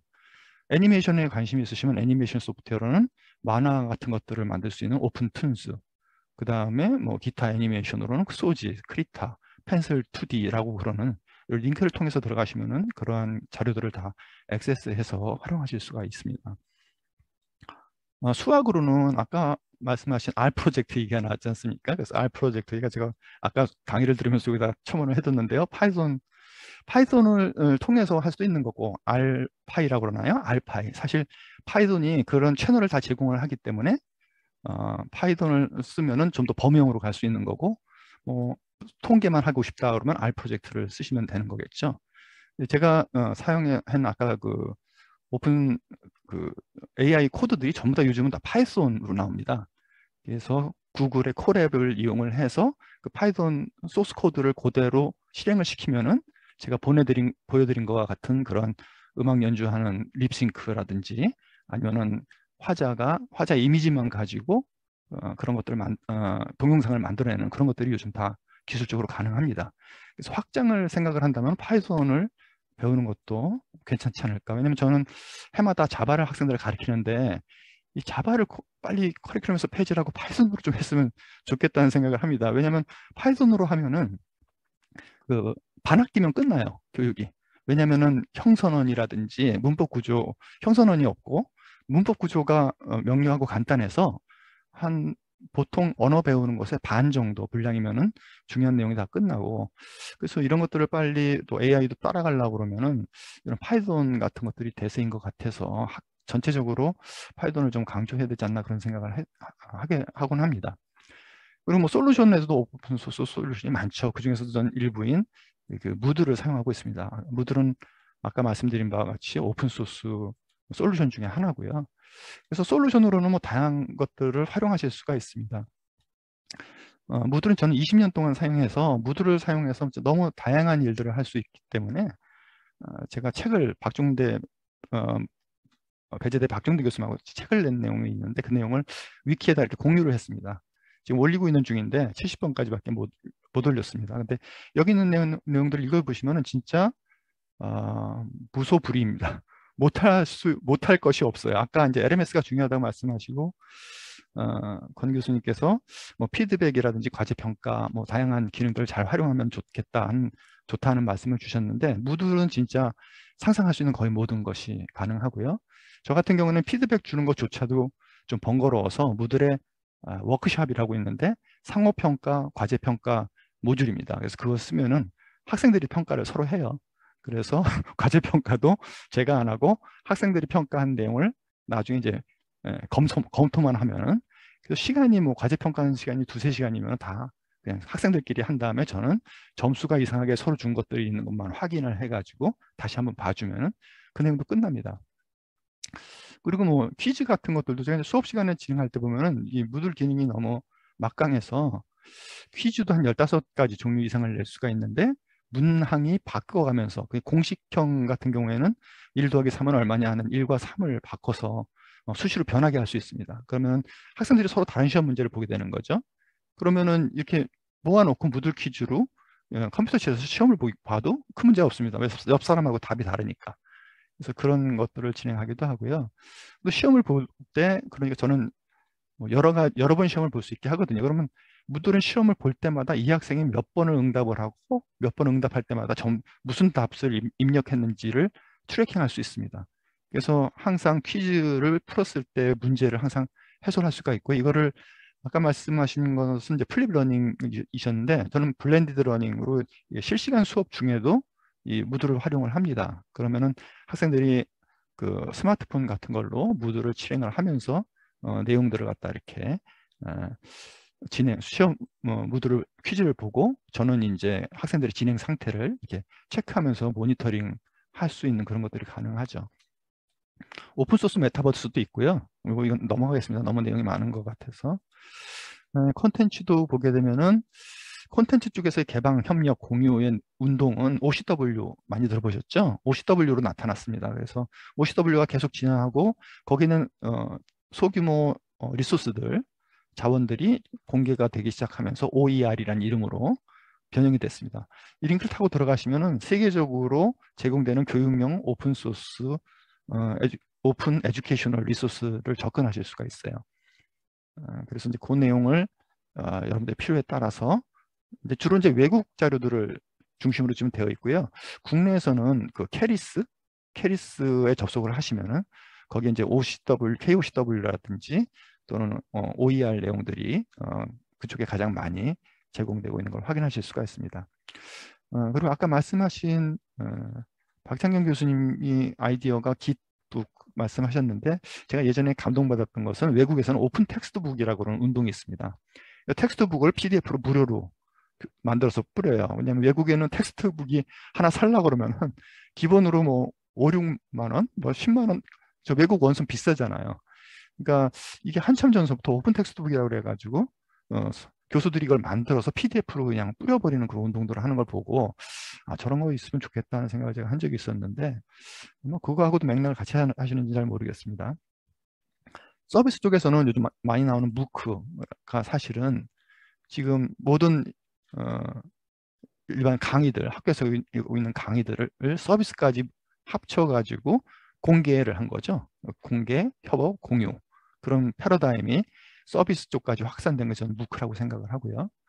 AI 기술도 보면은 지금 딥페이크, 이런 파이썬, 깃허브 이런 기술들이 사실은 그 소스를 보통 요즘 논문을 낼 때 소스를 공개를 합니다. 그래서 제 블로그에 있는 요거 1번서부터 4번까지 제가 그동안 좀 스터디를 했던 TTS 기술, 아까 이 립싱크 기술, 그 다음에 이미지로부터 비디오 만드는 기술을 공유를 해놨습니다. 이 공유를 해놓은 것들이 뭐 별 내용이 아니라 콜앱 같은 것들을 쓰고 설정을 파이썬으로 해서 콜앱에서 설정을 하면은 그럼 이런 비디오를 쉽게 만들 수가 있다 하는 그런 내용들을 공유했습니다. 아마 따라서 하시면은 파이썬 조금 익숙하신 분들은 따라서 하시면은 그런 작업들을 하실 수 있습니다. 동일하게. 지금 여기 보시면은 보이시나요? 위원장님 나와 있는 제가 한번 만들어봤어요. 위원장님이 또 이렇게 국제적이신 분이고 하니까 소리가 공유가 되나 모르겠네요. 안녕하세요 여러분, 한국방송통신대학교 미디어 영상학과 김옥태입니다. 독점 중계입니다. 저기 사설들 많잖아요. 다 필요 없어요. 왜냐? 저자직각. 어머 김옥태 교수님, 사설은 그만하시고 방송학회 얘기를 하셔야지요. 죄송합니다. 김옥태 교수님, 제가 도용을 해서 미리 이거 영상을 한번 사용해도 되겠냐. 워낙 유튜브에 올릴까 그랬는데 또 유튜브에 올리면 너무 그런 것 같아서. 근데 제가 말씀드리고 싶은 것은 이런 기술들이 사실 저도 이렇게 활용을 하면서 엔드 유저 입장에서 내가 이걸 그냥 활용을 해서 이런 걸 만들어낼 수가 있구나 하는 것을 보고 깜짝 놀랐어요. 그러니까 기업을 하는 사람들은 얼마나 또 이런 것들을 준비하고 있겠습니까? 나중에 우리가 강사의 자리를 잃을 날이 조만간 다가올 것이다 라고 생각을 합니다. 자, 그래서 제가 이제 결론을 말씀드리자면요. 수준에 맞는 오픈소스 도구와 오픈 서비스의 활용을 하시기를 권장드립니다. 그래서 지금 뭐 일반 수준에서는 뭐 오픈 오피스를 사용을 하셔도 좋을 것 같고요. 학교 같은 경우에서는 이런 거 불법 복제 뭐 그런 것들 문제를 해결할 수 있습니다. 그리고 전국 레벨에서는 아까 뭐 비디오 편집기라든지 뭐 그런 것들 찾아보시면은 많은 그런 자료들이 있습니다. 기술에 대한 인식 변화가 필요한 것 같습니다. 아까 문과, 이과 뭐 얘기가 나왔는데요. 이과의 경우에는 문과를 좀 접속하기가 쉬운데 거꾸로 문과의 백그라운드가 있으신 분은 이과로 넘어오시기가 좀 힘드신 것 같아요. 그래서 저는 또 그냥 관심을 갖고 계시는 정도, 나는 문과라서 이거 안 해라는 그런 인식을 가지지 마시고 뭐 하다못해 휴대폰이라도 쓰면서 이것저것 해보시는 그런 것이 필요하지 않을까 생각합니다. 그래서 제 생각은 기술 없이는 아무것도 사실 또 안 되니까 교수자들도 기술 활용 역량을 갖는 것이 중요하다고 생각을 합니다. 근데 또 역설적으로 기술만 갖고는 또 아무것도 안 됩니다. 그래서 인문학적인 그 맥락, 그런 스토리가 그런 도구를 사용하는 같이 결합이 돼야 된다고 생각을 합니다. 그리고 교수자의 역할은 제가 따로 할 필요가 없는 것 같습니다. 아까 권순대 교수님이 발표하는 내용에 보니까 딱 이 얘기가 나와서 따로 말씀을 안 드려도 될 것 같습니다. 네, 요 정도가 제가 발표를 하고자 하는 내용입니다. 네, 감사합니다. 네, 허은 교수님 고맙습니다. 예, 우리 시간이 조금 지체되긴 했지만 워낙 내용이 알차고 어떻게 보면 우리 그 언론 방송 커뮤니케이션 학과를 넘어서서 전체적으로 앞으로의 그 에듀케이션 이쪽이 어떻게 움직일지 또 우리 미디어 영상학과, 언론정보학과, 커뮤니케이션 학과뿐만 아니라 앞으로 어떻게 이 온라인 디지털을 이용해서 교육이 가능한지에 대한 큰 그림을 그려주신 것 같습니다. 그럼 지금부터 우리 그 토론을 이제 몇 분 이제 청해서 토론을 들어보도록 하겠습니다. 저희가 가나다 순으로 우리 먼저 강신규 교수님으로부터 이렇게 특정 주제라기보다 오늘 세 분의 발표를 해서 전체적인 어떤 라운드 테이블 형식으로 그렇게 좀 편하게 말씀해 주시면 좋겠습니다. 강신규 박사님. 네, 안녕하세요. 코바코의 강신규입니다. 바로 토론을 하겠습니다. 오늘 세 분 발표를 너무 잘 들었습니다. 그래서 세 분 다 좀 공통적으로 온라인에 활용한 방법론, 교육 방법론에 초점을 맞추고 어떤 변화하는 미디어 환경, 그리고 교육 환경하에서 실제 강의에 활용 가능한 새로운 교수법에 대해서 논의를 해주신 것 같습니다. 권승태 교수님께서는 그러니까 장비가 필요한 제작 실습 교육을 온라인으로 운영하는 게 뭘 의미하고 그거를 어떻게 잘할 수 있는지를 논의해 주신 것 같고요.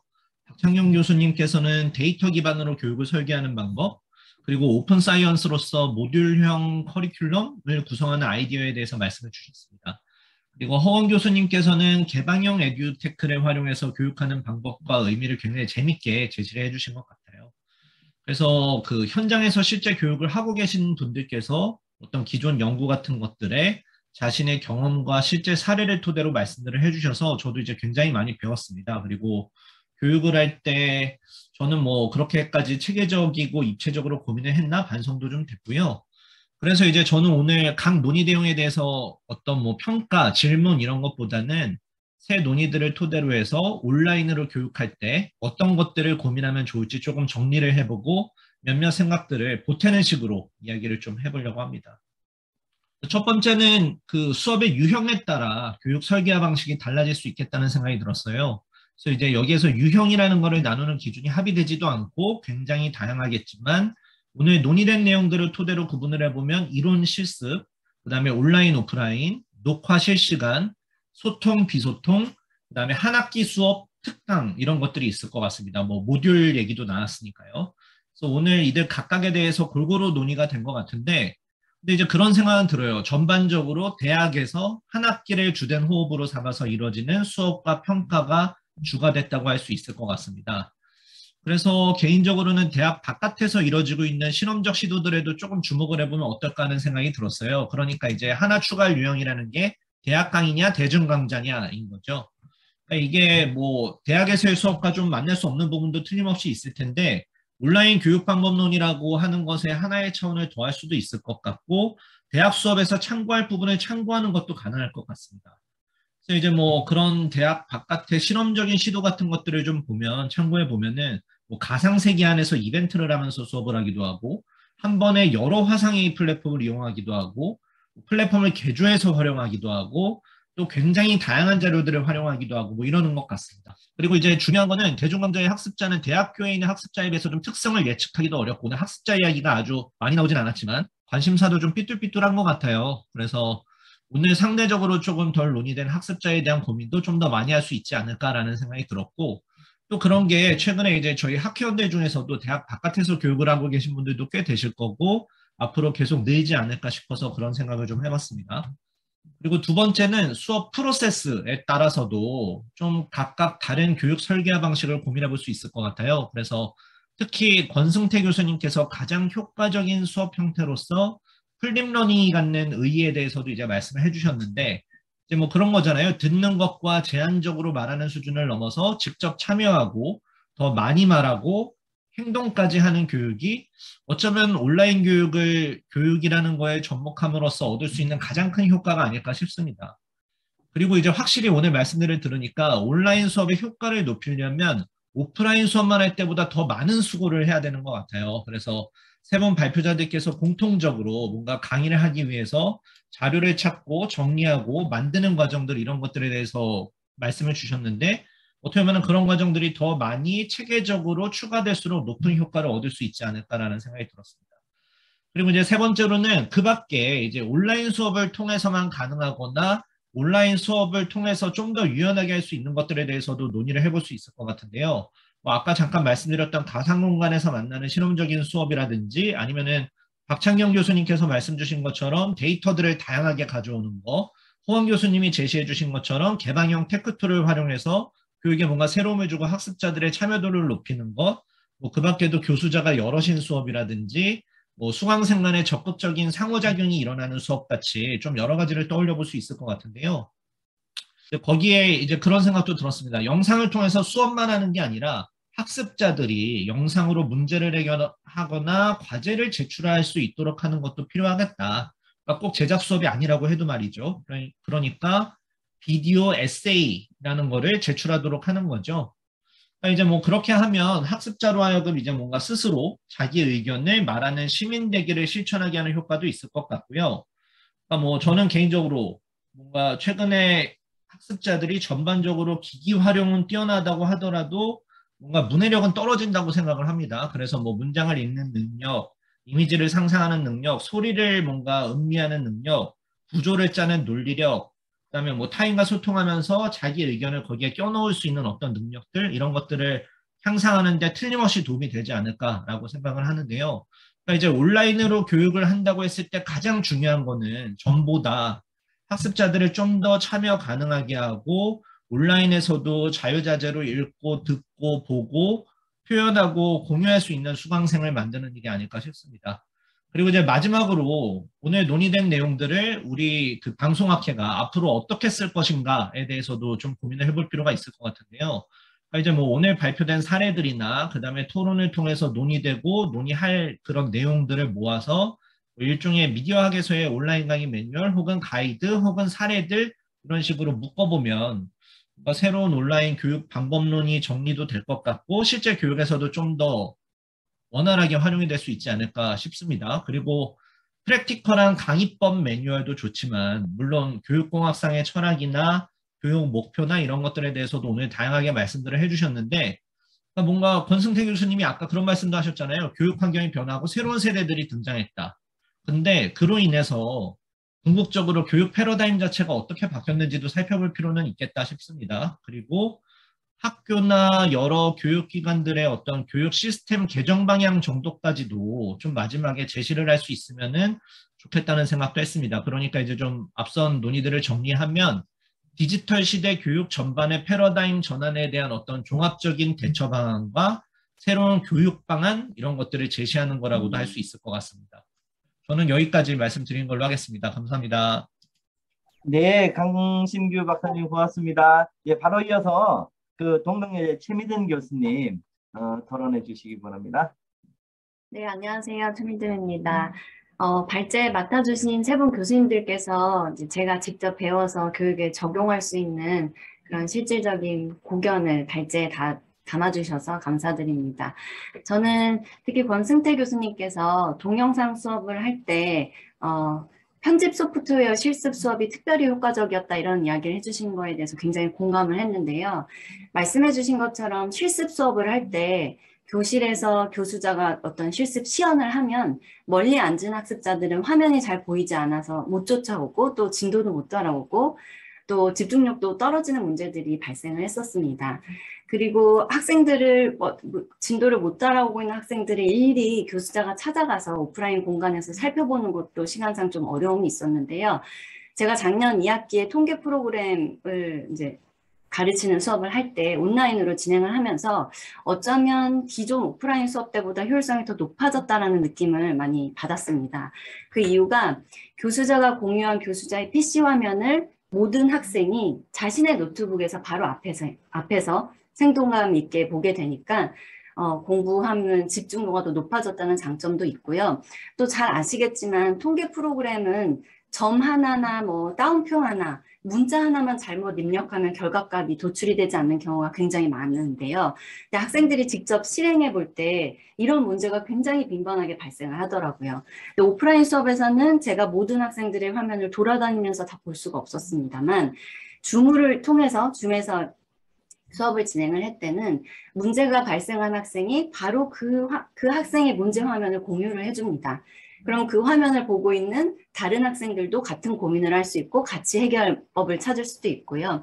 또 나도 그 문제를 가지고 있었는데 라는 학생들은 스스로 해결하는 시간을 가지게 되죠.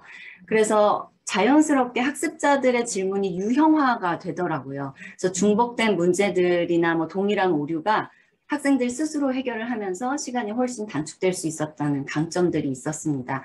그래서 오히려 저는 온라인 수업으로 소프트웨어 교육을 진행할 때는 모든 학생들에게 피드백이 가능했다는 장점을 느꼈습니다. 근데 물론 이 방식은 오프라인 공간에서도 진행할 수 있는 온라인 교육 방식인데요.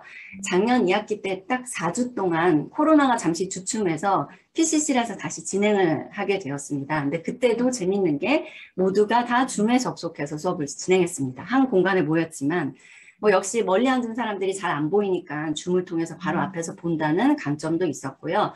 그리고 녹화 영상도 따로 업로드해 줄 수 있으니까 복습이 가능하다는 점도 있었습니다. 그래서 그 학기에 통계 프로그램 평균 시험 점수가 이전에 비해 월등히 높아졌던 경험을 해서 앞으로는 실습 수업을 코로나 이후에도 온라인 방식을 채택을 해서 하는 게 어떨까라는 생각을 했습니다.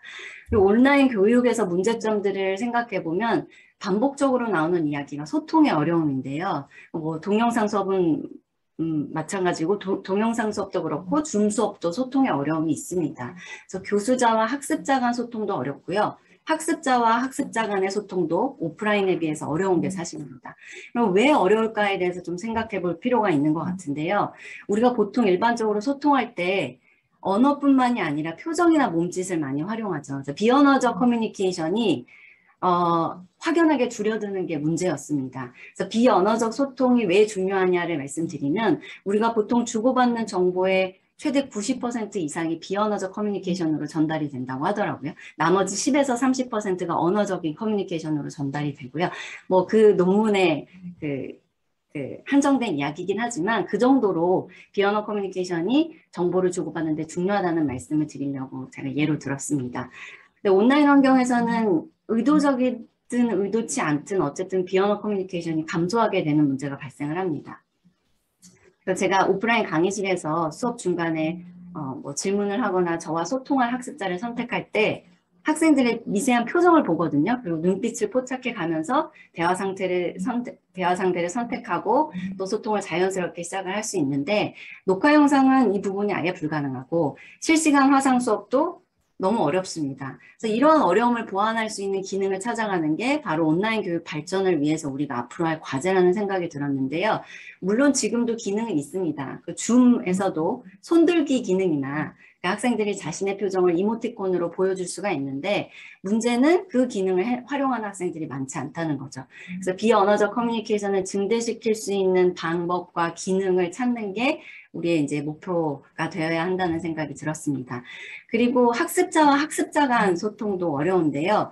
그래서 저는 토의 토론 수업을 할 때가 굉장히 어려웠습니다. 온라인 수업을 할 때요. 특히나 제가 작년에 맡은 수업 중에 스피치 커뮤니케이션이라는 수업이 있었습니다. 그래서 스피치를 해야 되는 수업인데 온라인으로 진행을 하다 보니까는 어려움이 굉장히 컸습니다. 특히나 줌에서 학생 한 명이 저와 다른 학생들이 듣고 있는데 자신의 생각을 발표하는데 굉장히 어려움을 느끼더라고요. 제가 예상했던 것보다 더 힘들어 하더라고요. 그래서 그때 제가 채택한 방법은 수업 방식을 좀 변경해서 조를 편성하고 조별 토론을 통해 스피치를 하는 방식으로 수업을 바꿨는데요. 다행히 줌에 있는 소회의실 기능 다들 이제 교수님들께서 다 활용을 하고 계실 텐데 이 소회의실 기능을 활용하면 커뮤니케이션 시간이 굉장히 증대가 되더라고요. 효율성이 높아지더라고요. 클릭 한 번만 하면 조원들끼리 모여서 논의할 수 있는 그 가상의 회의실이 만들어지잖아요. 그래서 시간적으로 굉장히 효율적이었고요. 그리고 저는 그 각 회의실에 돌아다니면서 피드백을 줍니다. 근데 그걸로는 학습자와 학습자 간 소통이 좀 부족하다는 생각이 들어서 제가 택한 방법은 당시 학생들에게 소회의실에 들어가서 논의를 하되 제가 구글 스프레드시트를 오픈해서 링크를 공유를 했습니다. 그리고 각 팀당 한 명의 서기 한 명을 뽑아서 팀에서 논의되고 있는 내용을 간략하게 바로바로 그 구글 스프레드시트에 입력을 해달라고 요청을 했더니 굉장히 좋은 효과가 있었는데요. 그러니까 일례로 소회의실에서 조별로 모여서 팀 과제를 선정해라 라는 이제 제가 과제를 냈어요. 저는 구글 스프레드시트를 보고 있으면서 좀 방향을 잘못 잡고 있는 조가 있으면 바로 그 회의실에 들어가서 이야기를 해주는 장점도 있었고요. 또 학생들도 효과가 있었는데요. 다른 팀 주제를 실시간으로 보면서 겹치지 않는 주제를 바꿀 수도 있었고요. 또 주제 선정에 어려움을 겪고 있는 특정 조는 다른 팀의 주제가 어떠하구나라고 보면서 아이디어를 실시간으로 얻어가는 그런 효과가 있었습니다. 네, 그래서 기능에 기능을 더하고 소프트웨어와 소프트웨어를 더하면서 우리는 온라인 교육 방식을 좀 발전시켜 나갈 수 있다는 생각을 했습니다. 한 가지 더 말씀드리고 싶은 점은 줌 소회의실 기능이 굉장히 훌륭했지만 여기서도 제가 어려움을 느꼈습니다. 그러니까 각 소회의실로 이동할 때 시간적인 딜레이가 있었거든요. 몇 초에 불과했지만 그 소회의실에 들어가고 나오고 다른 소회의실로 이동할 때 그 시간 딜레이가 모이다 보니까 나중에는 굉장한 시간 낭비가 되더라고요. 그래서 당시 줌을 버리고 이제 게더타운으로 이동을 했습니다. 특히 그룹별 토의 비중이 높은 수업은 온라인으로 진행할 때 아까 그 허원 교수님께서 작성해 주신 발제문에도 나왔었는데요. 게더타운을 활용하면 그 단점을 잘 보완을 할 수가 있습니다. 게더타운에서 그룹별 토의를 할 때 실제 조원들의 아바타가 이렇게 군데군데 모여 있게 되거든요. 그럼 제 아바타가 그 가상 공간의 강단에 서 있다가 궁금한 조원들이 모여있는 그 아바타가 모여있는 공간으로 이동을 하면 그들이 무슨 이야기를 하는지가 들립니다. 들리지 않다가 갑자기 들려요. 그렇게 설정을 해둘 수 있거든요. 또 제가 그 조에서 멀어져서 제 아바타가 다른 조로 이동하면 그 다른 조의 이야기가 제 이어폰으로 들리게 되고요. 그래서 특정 지정된 지역으로 제 아바타를 옮겨서 또 말을 하면 제 이야기를 모든 학생들의 이어폰으로 다 전달이 되도록 할 수가 있고요.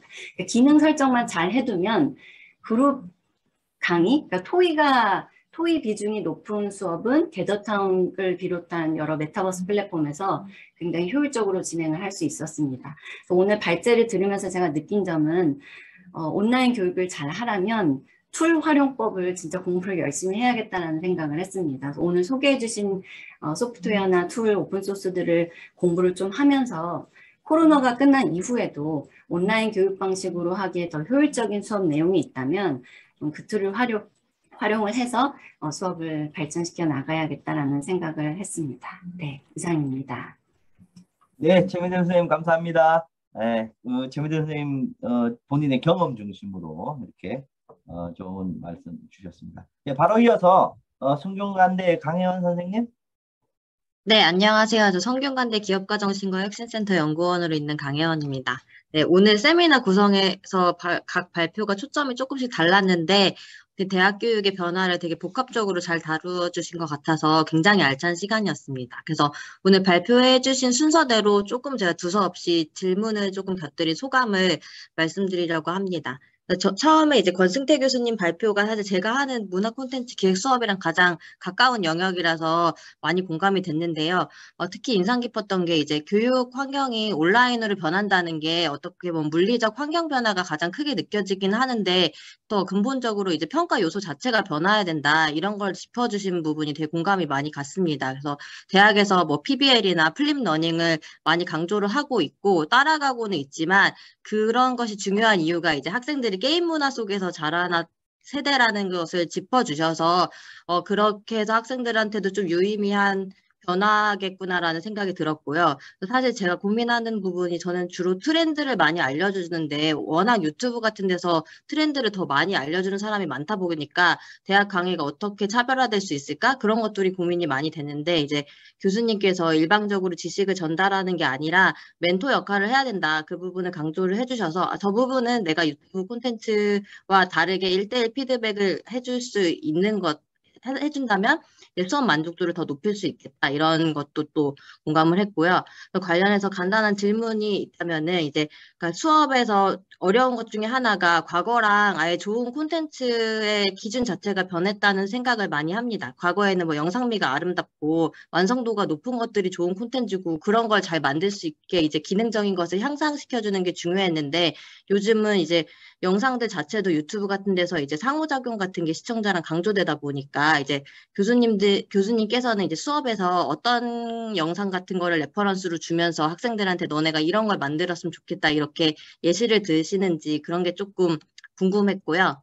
두 번째 발표 같은 경우는 이제 박창경 교수님께서 미디어 환경 변화로 이제 수업 영역 자체가 달라진 것 짚어주셨는데 여기에서도 이제 프로그래밍을 미디어 전공 학생들에게 가르친다는 거에 대해서 의미를 많이 고민하신 게 좀 도움이 많이 됐습니다. 이제 성균관대 같은 경우에는 문과생들도 파이썬 교육을 이제 필수적으로 받고 있어요. 그래서 학생들이 코딩을 배워야 된다는 불안감은 있는데 이게 일반적인 컴퓨터공학 기초를 아이들한테 동일하게 가르치기 때문에 애들이 코딩을 배우긴 하는데 배울수록 불안하고 내가 이걸 해서 뭐 하지라는 확신이 있어서 이렇게 문과적인 저에게 와서 하소연을 되게 많이 하거든요. 이제 기능적인 부분이 강조가 되지만 오히려 학생들은 어떤 이 목표나 내가 이걸 어떻게 써먹을 수 있을까 그거를 알려주는 니즈가 많아서 거기에서 좀 실용적인 걸 많이 알려주신 것 같고 그리고 이제 데이터 저널리즘 수업인데 그게 이제 홍보 마케팅이라는 직무에도 적용될 수 있다. 이런 것들을 알려주는 것도 좀 동기부여에 도움이 될 것 같다는 생각이 들었습니다. 사실 어려운 점이 그러니까 현장의 변화하는 속도랑 대학의 변화 속도가 항상 일치하지 않는데 사실 데이터 저널리즘은 좀 특이하게도 학교에서는 빠르게 변하고 이제 툴을 가르쳐 줄 수 있는데 저널리즘 현장이 또 느리게 변화한다는 인상도 받고 있거든요. 그래서 오히려 이제 그 마케팅 쪽에서는 데이터 마케팅이 훨씬 고도로 활용이 되고 있는데 저널리즘 쪽에서는 상대적으로 좀 느리고 일부 통신사에서는 로봇 저널리즘 같은 시도도 하고 한겨레 21이나 주간지 같은 시도를 하는데 일반적인 기자가 되는데 과연 애들이 데이터 저널리즘을 배우는 게 입사에 도움이 될까라고 하면 물음표를 가지는 경우가 많고 그런 것들이 좀 학생들이 동기부여에 좀 저해가 되는 그런 면도 있지 않을까라는 생각이 들었습니다. 그래서 이제 교재가 없다는 그 공통의 과제와 어려움 속에서 만약에 학회가 역할을 할 수 있다면 최근에 그래도 한국에서 데이터 저널리즘 시도 같은 게 많은데 아마 각 회사마다 사용하는 툴도 다르고 사용하는 조직을 TF를 구성하는 방식 같은 것도 다 다를 것 같아요. 그래서 그런 사례들을 아까 말씀하신 오픈소스 교재 같은 걸 만들 때 현장의 사례 같은 거를 같이 할 수 있으면 좀 순환적으로 학교에서 가르치는 것과 현장의 지식이 좀 같이 커질 수 있고 또 어떻게 보면 저널리즘 회사들이 좀 변할 수 있는 계기를 학계에서 제공할 수 있는 좋은 사례가 될 수 있지 않을까 생각했고요. 이제 마지막 발표 같은 경우 이제 발표 방식 자체도 굉장히 혁신적으로 해주셔서 가장 많은 자극을 받았고요. 이제 개방형 솔루션들의 스펙트럼이 정말 넓다는 거를 추상적으로 생각하고 있었지만 디테일한 사례를 많이 알려주셔가지고 너무 많이 배웠습니다. 그래서 사실 다 소화는 못해서 시간을 갖고 아까 알려주신 링크에서 공부를 해봐야 될 것 같고요. 그래서 제가 딥페이크 같은 경우도 이제 개념적으로는 알았지만 학생들이랑 직접 만들어 볼 수도 있겠구나 해서 좀 시야를 많이 넓혀주신 발표여서 감사하게 생각했습니다. 그래서 마지막으로 하나를 더 얘기하면 이제 강신규 박사님 또 말씀해준 것처럼 이제 미디어 커뮤니케이션 학이 분화되고 있는데 이게 사실 세부 전공 간의 차이가 심해진다기보다는 공통적으로 겪는 변화들이 있는 것 같아요. 그래서 데이터 저널리즘 수업 내용인데 데이터 마케팅에서 쓸 수도 있고 좀 경계가 새롭게 그어지고 있는데 이제 이게 실습 수업 오늘 이제 선생님들 말씀을 들어보면 실습 수업이랑 이론 수업의 경계도 바꿔야 되지 않나? 그래서 그리고 대학 바깥과 대학 안과 마찬가지로 이제 원래는 이제 컴퓨터를 쓰면 실습 수업이고 카메라를 쓰면 실습 수업이었는데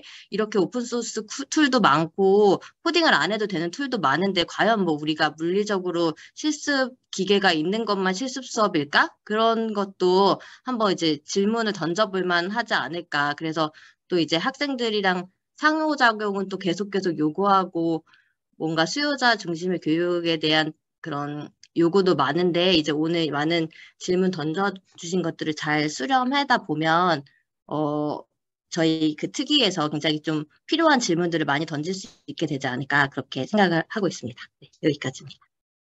네, 강혜연 선생님 고맙습니다. 예, 그럼 마지막으로 이성민 교수님. 네, 오늘 발표와 토론 전체적으로 너무 다 재밌게 잘 들었습니다. 사실 현실적인 고민부터 말씀을 드리면, 사실 오늘 세미나를 기획할 때 제일 고민이 이제 학 회장님께서 이제 실제로 좀 도움이 되는 커리큘럼을 만들면 좋겠다라고 말씀을 주셨었지만, 오늘 세미나 기획을 하면서도 이게 하나의 커리큘럼으로 해결될 문제가 아닌 상황일 수 있겠다는 생각들이 굉장히 많이 좀 들었습니다. 오늘 좀 굉장히 입체적으로 말씀을 들어서 굉장히 많이 도움이 됐는데요.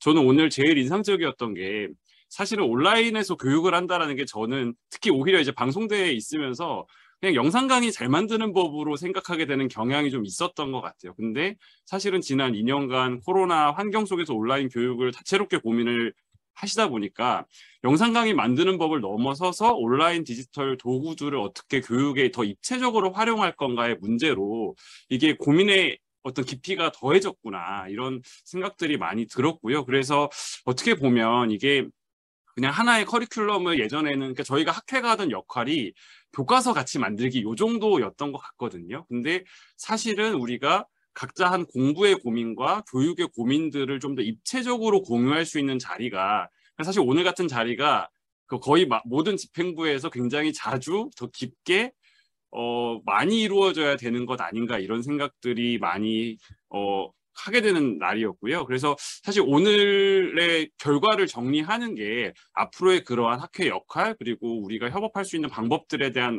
논의의 출발점을 만드는 자리가 되면 좋겠다, 이런 생각들을 계속 하면서 말씀을 들었습니다. 그러다 보니까 이게 연구자들과 교수자들을 위한 워크숍을 어떤 식으로 구성하면 좋을까라는 그런 고민도 좀 많이 들어서, 그걸 어떤 식으로 우리가 앞으로 이번 집행부가 아니더라도 다음에 우리가 학회를 통해서 그런 협업의 기회들을 어떻게 하면 만들까, 이게 박창경 교수님께 드리고 싶은 질문이기도 한데, 그러니까 우리가 이제 그렇게 오픈 소스로 커리큘럼을 만드는 것까지는 또 가능할 것 같아요. 근데 그거의 활용 방식에 대한 그런 공유의 자리도, 혹시 그런 툴들을 활용하거나 기회들을 만들 수 있는 방법은 없을까에 대해서 혹시나 아이디어가 있으신지 좀 여쭤보고 싶었고요.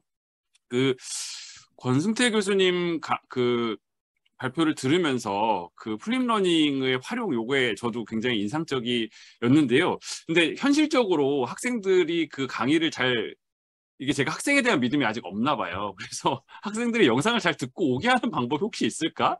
그런 것들 좀 간단한 질문 하나 드리고 싶었고요.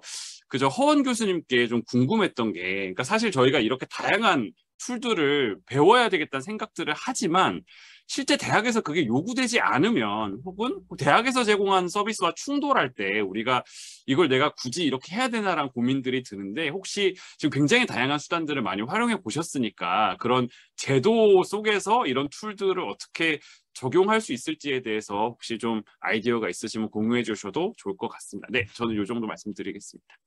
예, 고맙습니다. 그러면 우리 세 분 발표자님들께서 이제 전체적인 답변, 우리 먼저 권승태 교수님부터 한 2-3분 정도 시간이 될 것 같습니다. 조금 간략하게 권승태 교수님께서 전체적인 이제 마무리 말씀 좀 해주시지요. 예, 알겠습니다. 예, 우선 강혜원 선생님 질문 답변을 해드리겠습니다. 저는 이제 학생들에게 스스로가 자신의 롤모델 영상을 찾아보려고 하고, 먼저 롤모델 영상을 발표하게 합니다. 그리고 난 다음에 자신이 만들 작품을 나중에 그 롤모델 영상한테 무엇을 모방을 해서 얻어갔는지, 그것을 어떻게 창조적으로 활용했는지, 그런 거를 이제 평가를 합니다. 그래서 결국 학생들은 단지 그냥 맨땅에서 만드는 것이 아니라 기본적으로 모방을 통해서 창조를 하게끔 하는 그런 수업을 좀 진행을 합니다. 그리고 이제 이성민 교수님 질문에 이제 답변해 드리겠습니다.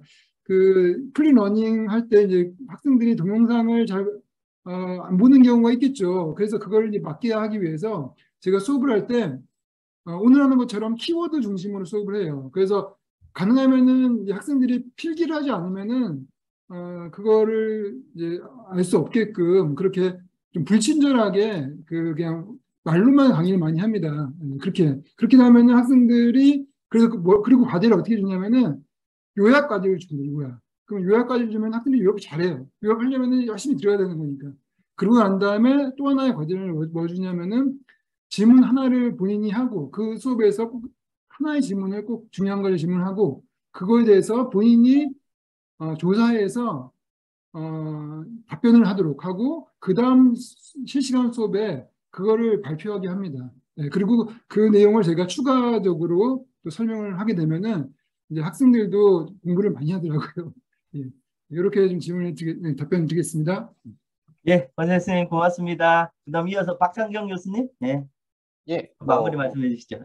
예, 저 말씀, 그 토론자분들의 말씀 잘 들었고요. 사실 뭐 질문이라기보다는 저는 이제 아주 유용한 어떤 조언으로 많이 받아들였고, 제가 특히 이제 강신일 박사님이나 이성 교수님이나 아니면은 그 강현 박사님께서 이제 말씀하신 것을 제가 공통적으로 들었던 부분, 그리고 제가 아까 사실 말씀드리고 싶었지만 잘 말씀을 드리지 못한 부분이 뭐냐면, 제가 좀 강조하고 싶은 어떤 공유된 어떤 커리큘럼의 구성, 이런 것들이 기술의 문제라기보다는 제도의 문제라는 겁니다. 그래서 기술은 사실 많이들 갖춰져 있고, 그 다음에 몇 가지 좀 이제 개선해야 될 제도들이 있습니다. 예를 들면 뭐 프로그래밍 코드는 짜잘한 점 수정하기, 이런 여러 가지 버그 테스팅, 이런 것들로도 충분히 컨트리뷰션을 보여줄 수 있지만, 사실 우리가 아이디어를 이제 기여한다는 것, 이거를 어떻게 트래킹을 잘 할 수 있을까라는 시스템은 사실 그 소프트웨어 개발이랑은 조금 다른 측면이 있거든요. 그래서 이런 것들은 기술적으로 조금 더 개선해야 될 여지가 있습니다. 하지만 이 아이디어를 더했다, 그러니까 공동으로 개발한 교과서의 아이디어를 더했다, 이것을 학회가 혹은 학교가 어떻게 밸류해 줄 것인가라는 부분은 사실 제도의 문제라고 생각을 하거든요. 그래서 그러면 학회 입장에서는 이런 것들을 공동 프로젝트를 만들어내기 위해서 어떤 인센티브를 줄 것인가, 이런 것들을 제도적으로 고민하는 것이 사실 굉장히 중요한 부분이라고 생각을 하고요. 유사하게 또 플립드 러닝 오늘 얘기가 많이 나왔는데, 저는 플립드 러닝을 이제 해보려고 했는데 굉장히 답답함을 많이 느꼈거든요. 왜냐하면 학교에서 플립드 러닝을 하라 그러면 예를 들면 영상은 몇 분이 되어야 되고 이런 이제 기준들이 있습니다.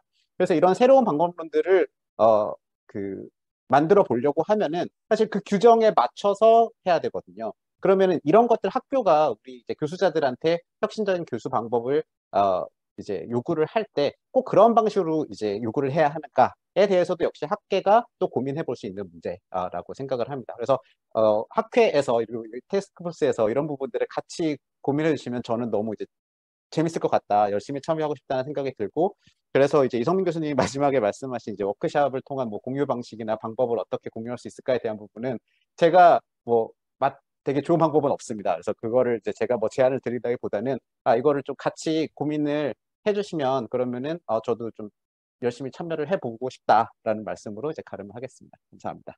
네, 고맙습니다. 허원 교수님. 네. 저는 두 가지로 분야에 대해서 말씀을 더 드리고 싶은데요. 하나는 시간이 너무 많이 걸리지 않느냐, 이렇게 제대로 온라인 강의를 준비하려면. 그다음에 두 번째는 법제화 문제에 대해서 할 말이 좀 있습니다. 시간은 저는 이 강의를 한 15년 동안 모듈로 준비를 했어요. 그러니까 혼자서 준비를 했으니까 해마다 준비를 한 거죠. 그리고 동영상도 시간 날 때마다 준비를 했어요. 그러면서 드는 생각이 뭐냐면은, 동영상도 이렇게 특정 주제가 있으면은 기초 과목 같은 것들은 교수님들이 서로 만들어서 공유를 하고 남의 동영상을 틀어줘도 되지 않을까.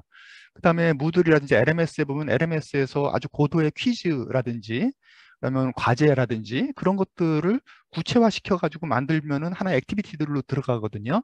그러니까 저도 무들이 너무 좋아서 저희 동료 교수님들한테 무들 다 강의실까지 만들어 드리고 들어와서 쓰세요 하고 얘기를 했는데 5년 10년을 얘기해도 한 번도 안 쓰세요. 근데 학교에서 그거를 연구하고 봉사 바쁘시잖아요, 교수님들이. 그거를 할 수 있게끔 되지가 않아요. 그래서 지금도 교수님들이 이걸 개발을 해서 뭐를 하면서 만들고 강의 잘하고 그렇게 되라고 생각하지 않고요.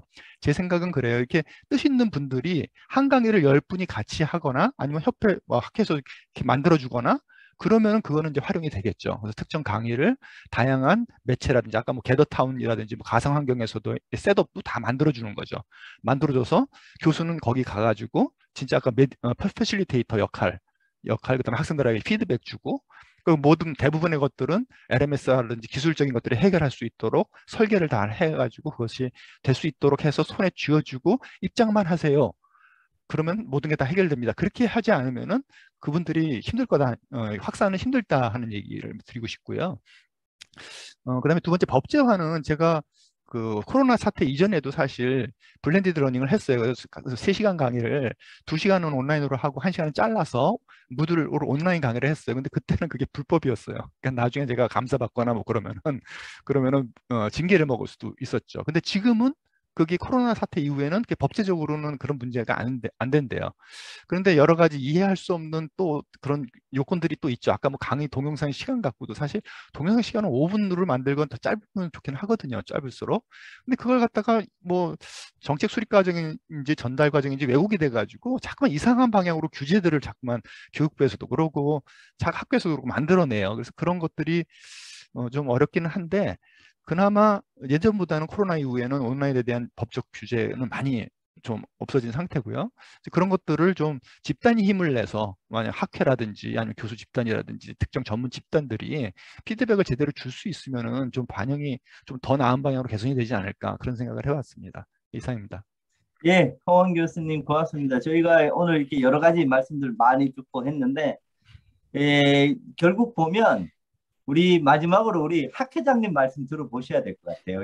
오늘 2시간 동안 여러 가지 의견들이 있는데 우리 개인 교수자들의 역할 뭐 여러 가지 또 뭐 있습니다만은 또 오늘 많은 제가 사회자로서 드는 느낌 중에 하나는 또 우리 집단적으로 우리 학회라는 것이 또 어느 정도 역할을 하고 아니 오늘의 이 모임 자체가 이 토론 자체가 그런 것을 촉발시킬 수 있는 그런 어떤 사회적 요구가 있었다고 생각되고 만약에 그렇다면 이제 사실 우리 회장님 임기가 많이 남지 않으시지만 이 어떤 레가시를 이번 기회에 남길 수 있는 기회가 있을 것 같아서 우리 회장님 말씀 한번 들어보고 또 정리하도록 하겠습니다.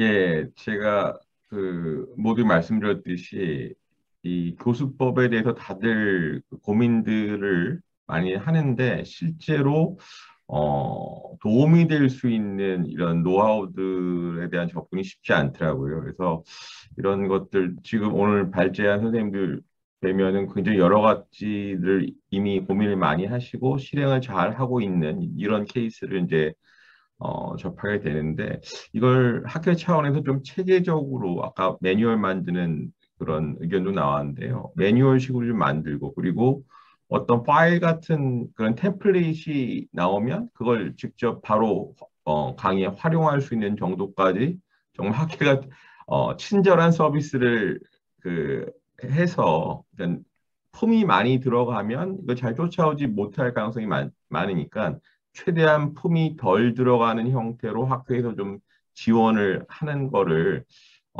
좀 연속 사업으로 했으면 하는 마음이 있습니다. 오늘 그 세 분 발제 그리고 토론자분들의 코멘트를 들으면서 굉장히 많은 개인적으로 도움이 됐습니다. 감사의 말씀드립니다. 네, 회장님 고맙습니다. 네, 지금까지 저희가 온라인 환경에서의 방송학 교육의 철학과 방법론이라는 주제로 우리 세 분 발표자 모시고 또 토론자들 모시고 여러 가지 논의를 해봤습니다. 사실 코로나라고 하는 특수한 상황이 어떻게 보면 온라인 또 나아가서 디지털 환경에서 우리 방송 또 나아가서 전체적인 우리 대학 교육이 어떻게 나아가야 될지에 대한 새로운 어떤 생각할 수 있는 기회를 제공했고 이제는 생각이 아니라 실행해야 되는 할 수밖에 없는 그런 상황이 점점 되어가고 있는 것 같고요. 이런 상황들이 우리가 오늘 처음 맞닥뜨린 것이 아니라 그 이전부터 우리 특히 방송학계 방송에서 쭉 고민해 왔던 것들을 굉장히 푸시돼서 이제는 실행해야 되는 그런 사정이라서 제가 좀 더 깊이 고민하고 있고 또 실제 지금 현재 온라인 교육을 하고 계시는 많은 선생님들이 계신데 그분들한테도 지금은 뭐 실질적인 도움을 조금이라도 드렸으면 다행이고 앞으로는 좀 더 구체적으로 좀 제도적으로 좀 더 체계적으로 우리 방송학회가 그런 교수 선생님들께 또 우리 결국은 궁극적으로 학교죠. 우리 학교 학생들에게 도움이 되는 그런 어떤 오늘의 토론회가 오늘의 세미나가 좋은 기회가 되었으면 하는 그런 바람이 있습니다. 그래서 이것으로서 장시간 수고해 주신 우리 발제자 또 토론자 또 준비해 주신 사무국의 여러 선생님들 고맙다는 말씀드리고 우리 회장님께도 이런 기회를 만들어 주신 것에 대해서 다시 한번 감사의 말씀을 드리면서 오늘 세미나는 이것으로 마무리하도록 하겠습니다. 고생하셨습니다. 감사합니다.